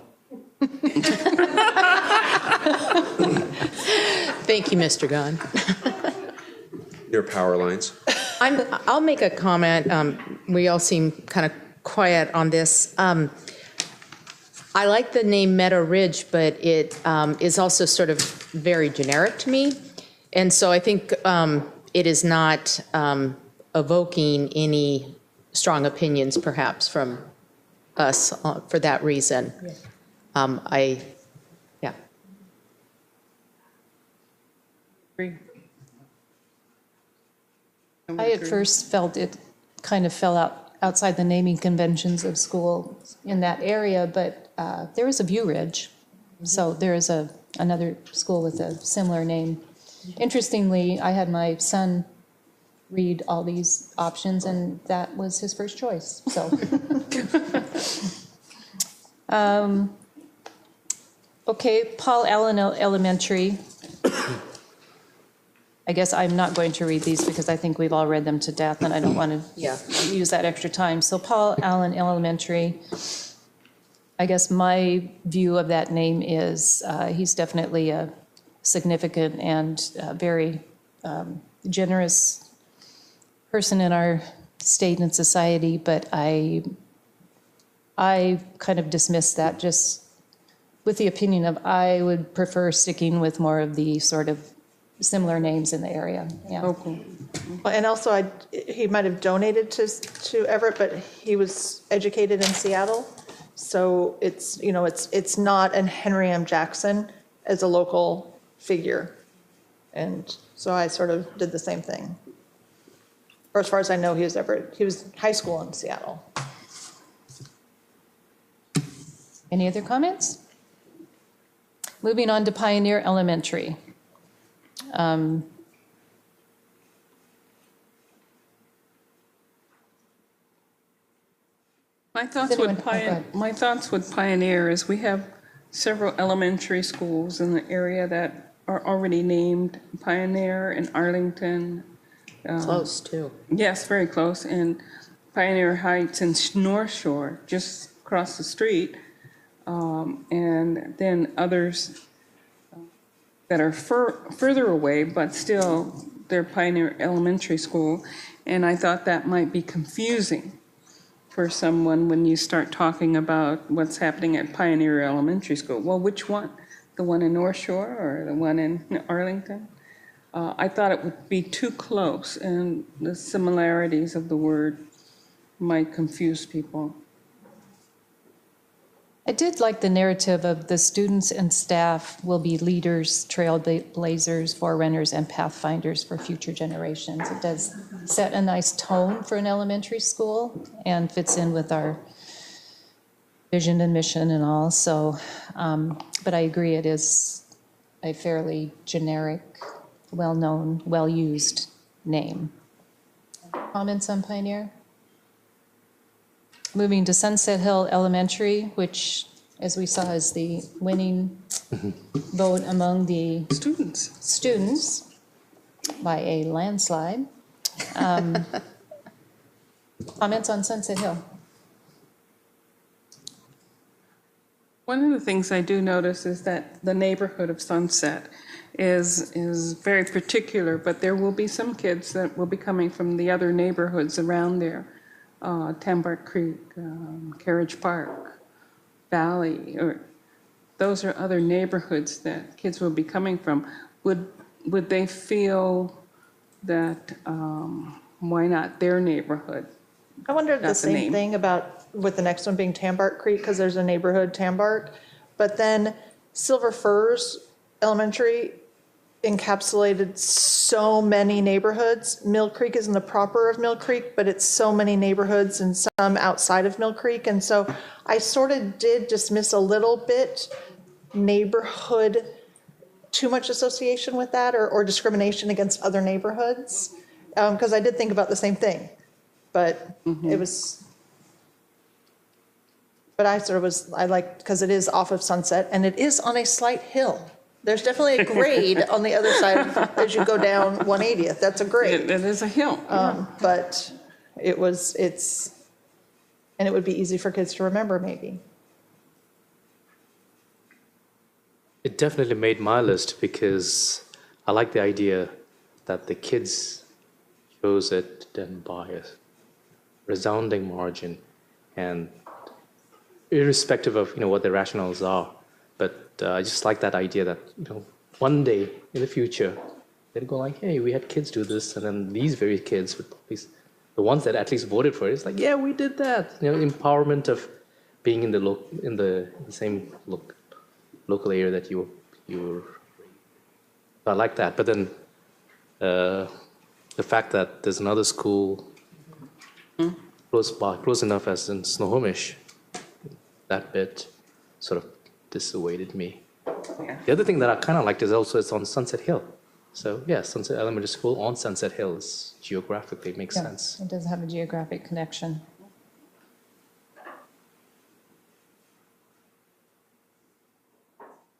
Moving on to Tambark Creek Elementary. This one is based on a creek that, as we saw from the map, runs through that area. Comments on this one? I was kind of glad to see there was a creek because the neighborhood went up and then the park went up, and I wasn't sure where the branding came from because I drive past there, but I don't go in there. So it's sort of nice to know that it is actually a creek. So it is, like I said about Silver Firs, it is a neighborhood community that can draw from other communities to form a neighborhood school. It follows the same rules, I think, if Sunset Hill, with the Sunset community. Yeah, I liked it because it was also unique, where the word sunset and pioneer and willow and some of those words feel a little generic to me and have been used.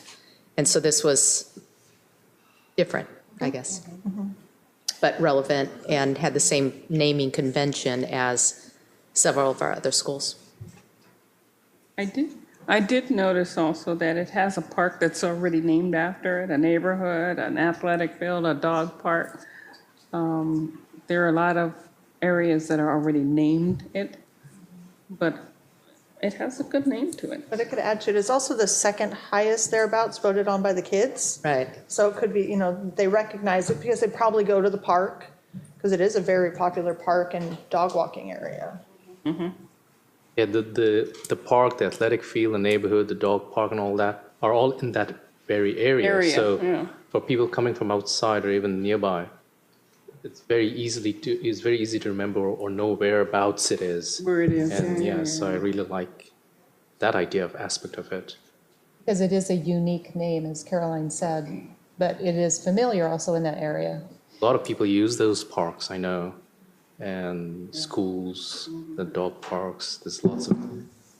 I go to that park quite a bit, and then there's this little walking trail sort of thing, and you see a bunch of Indian families in the summer evenings. Every time it's a really packed, really engaged place. So yeah, exactly. Yeah, so. I also liked the way this fits in with the other names or the names of the other schools in the area, Penny Creek, Mill Creek. I mean, it kind of matches those patterns. This is a factual question I should have asked before, but does the school overlook the creek? It says here it does.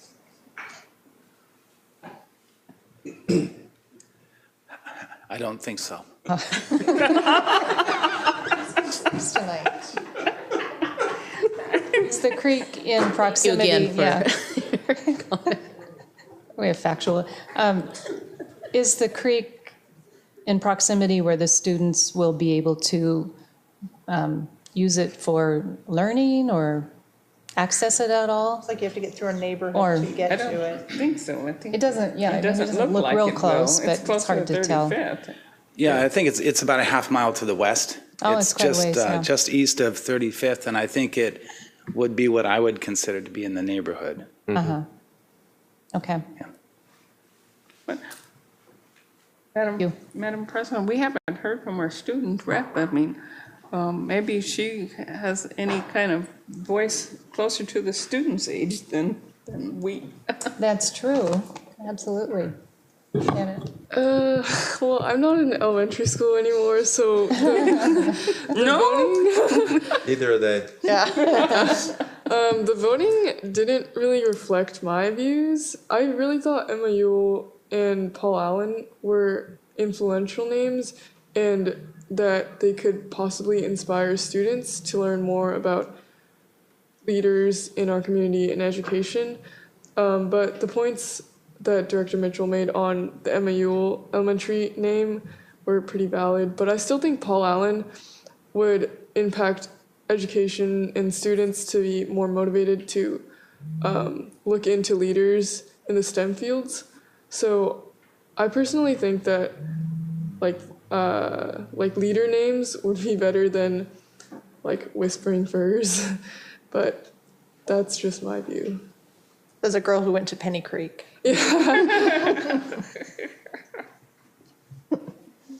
It does raise an interesting question of whether to stick with the sort of naming conventions that we have in that area or to have a large departure from that. Whispering Firs Elementary is... Any comments on Whispering Firs? Have the ring for me as far as just the name.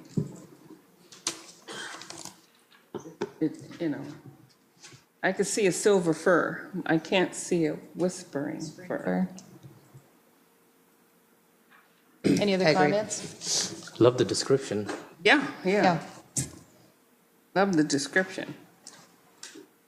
So moving on to Willow Elementary, our last option and suggestion. And this one has to do with honoring the Native American folks who lived, I don't know on that site, but in the area perhaps. Any comments on Willow Elementary? I did like the write-up because I did like what they mentioned here as far as honoring the Native Americans and building looking like a longhouse along, the marshland that they're going to create in front of the schools, and I understand willows being grown in that marsh. I could see that. That would be very representative of the area that the school is in.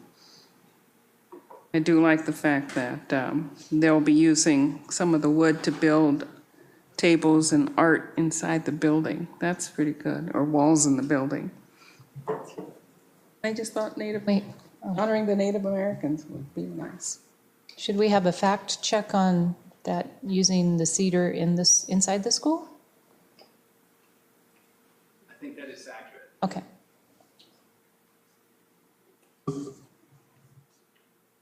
Any other comments on Willow? Okay. So- Go ahead, Dr. Cole. What we would ask you to do then is just put an X next to each of your three favorites. We'll collect them. Larry will put them up on the screen. you can decide how you want to move forward, knowing what the preferences are. Three only, please. 3 only. Put an X. And we need to know whether you want Hannah's X's up there as well. Yes. I think that would be great.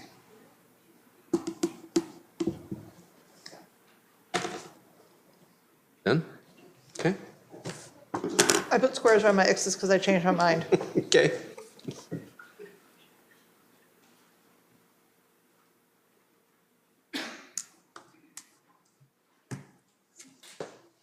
Glad we didn't have to rank order them because that would have been harder. No, we don't need. Am I the last one? This I'm is, struggling I'll get it after. to you. Go ahead. This is strictly a preference surfacing thing. Go ahead. Yeah, go ahead, put them out there. It's not a vote, it's a preference. It's a preference. Good.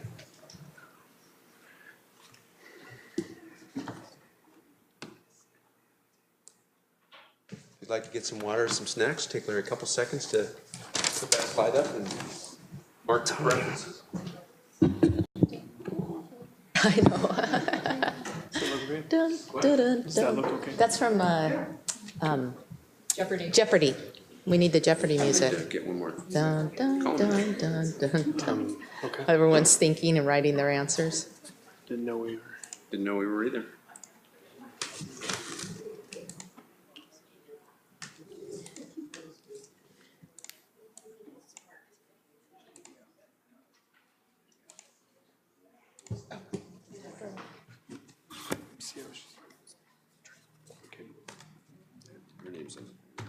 Bring together, and I already asked Gary if Sue was going, and I said, "What, museums, and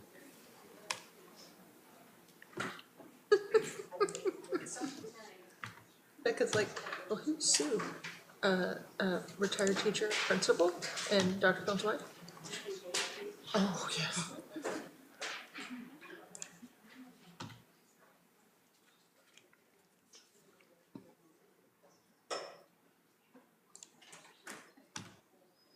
Dark it is. That's why I showed you the California school. But, sure, okay, don't complain about the cold and dark, because they're as far north as we are. Make little sandwiches.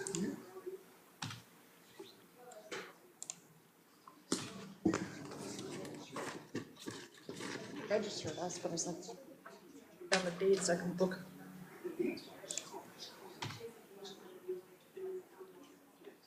I'm gonna see my niece in pants film, so.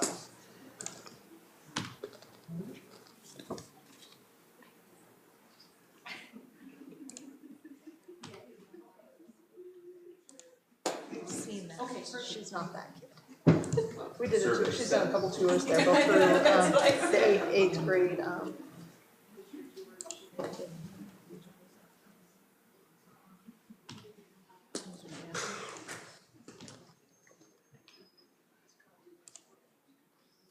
You what?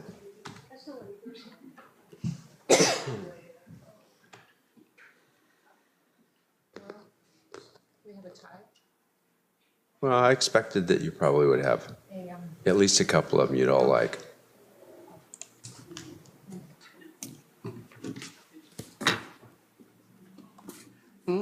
That's done, Dr. Cohn. It's Now finished. we're- You're done? Yep. 1, 2, 3, 1, 2, 3, 1, 2, 3, 1, 2, 3, 1, 2, 3. Good. Well, you clearly have two that more of you, that all of you favor.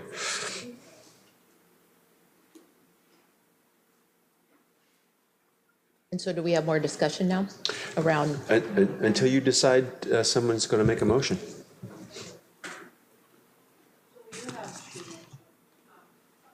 More discussion. What appears to be a preference, or I guess perhaps unanimous with Tambark Creek and Willow Elementary. Sunset Hill is a close contender. So do we narrow our conversation to Tambark Creek and Willow Elementary? Is that agreeable to everyone, or? yes. Yeah. Okay.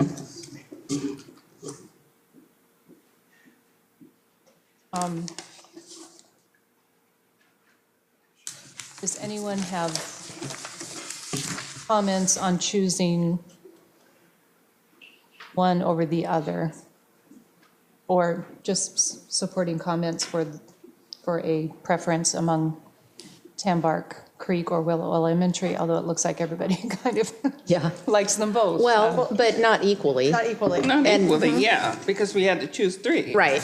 And This was just to surface your. right. I like both names, and I'm actually don't have a very strong opinion about this.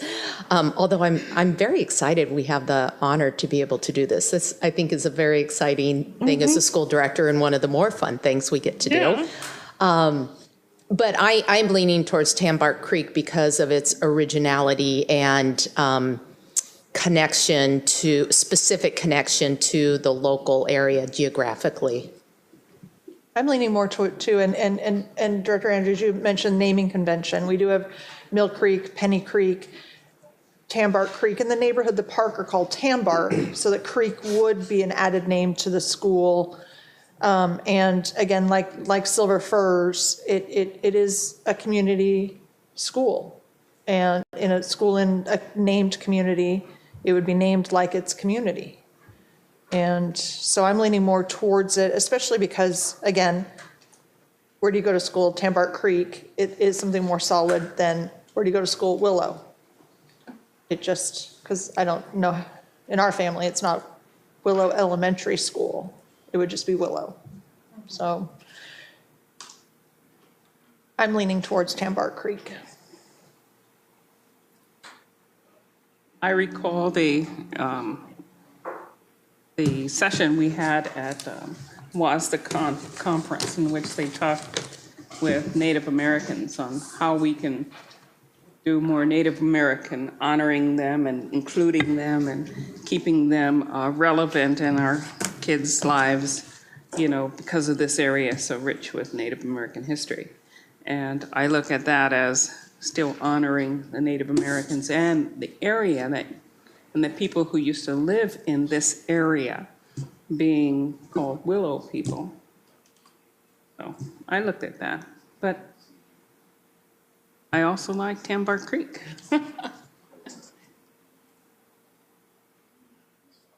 Well, it was one of my 3 choices. I guess it's interesting to try to think like a kindergartner through 5th grader. and think about. I think I'm too far gone. Oh, yeah. I got to think like a kindergartner and a 5th grader, right? I like both names because I think they stick with sort of the nature-focused names we have in that area. And I'm not really leaning towards one or the other. Does anyone want to make a motion to approve the name, and then we will just vote now and see where we are on that? Or do you want to I will continue? move that we name Elementary School 18 Tambark Creek Elementary. I second. It's been moved by Director Mitchell and seconded by Director Mason that we name elementary number 18 Tambark Creek Elementary. So we'll have further discussion now, if needed. Discussion. We would have to take out, it overlooks Tambark Creek because it really doesn't, right? That was an opinion expressed by the people who wrote that. Oh, okay. Those Okay, aren't gotcha. factual. It's not fact. It's a person's thoughts. Thoughts, okay. Okay. Is there further discussion? Are we ready? Sorry. All those in favor of naming elementary 18 Tambark Creek Elementary, say aye. Aye. Those opposed? Aye. Is that a no or an aye? That's a no. Was that a no? Yes. You're opposed. Yes, over the two. It's very difficult.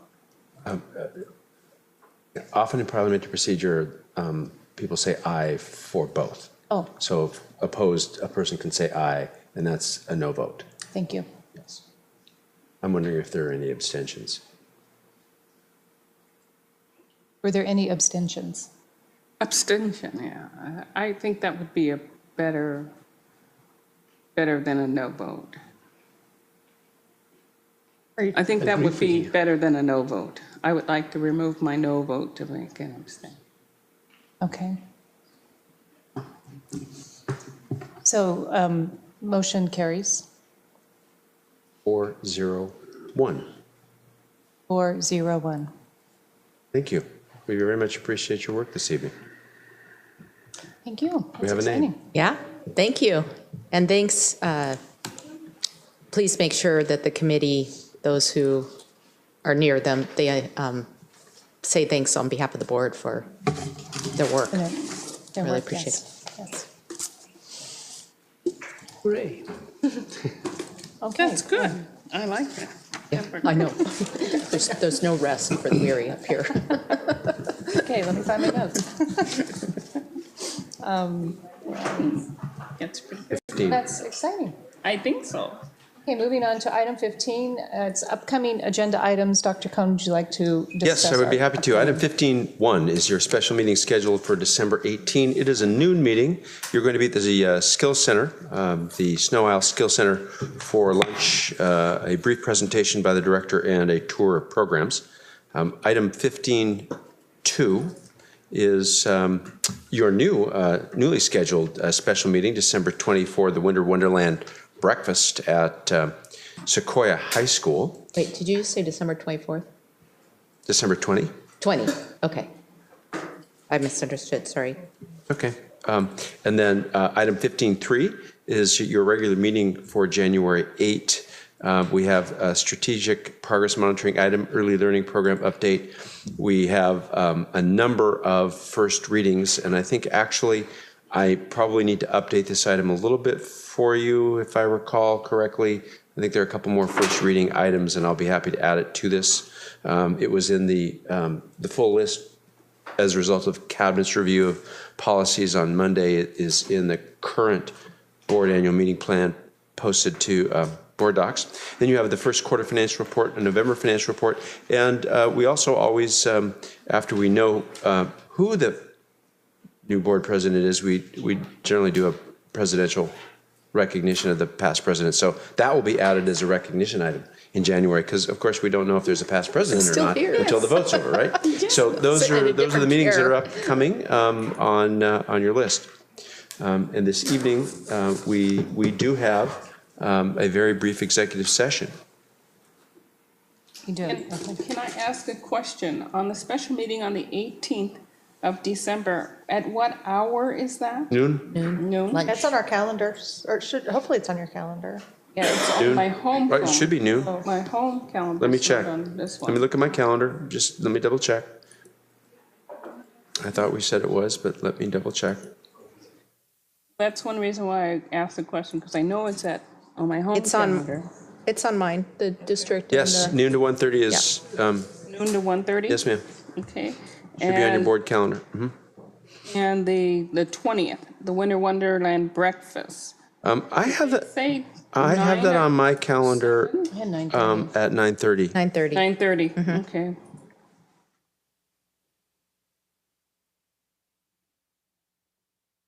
Thank you for adding it to my calendar, because I forgot one of the Sequoia things because it wasn't on my calendar. Okay, moving on to section 16, we will have an executive session this evening.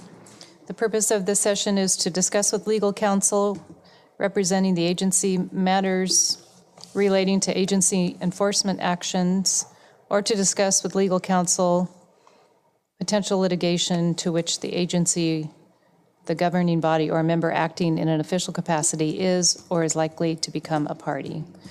The anticipated length of the executive session is 10 minutes after a 5-minute recess to move to the conference room. No action may be taken during an executive session, and no action is anticipated following this executive session.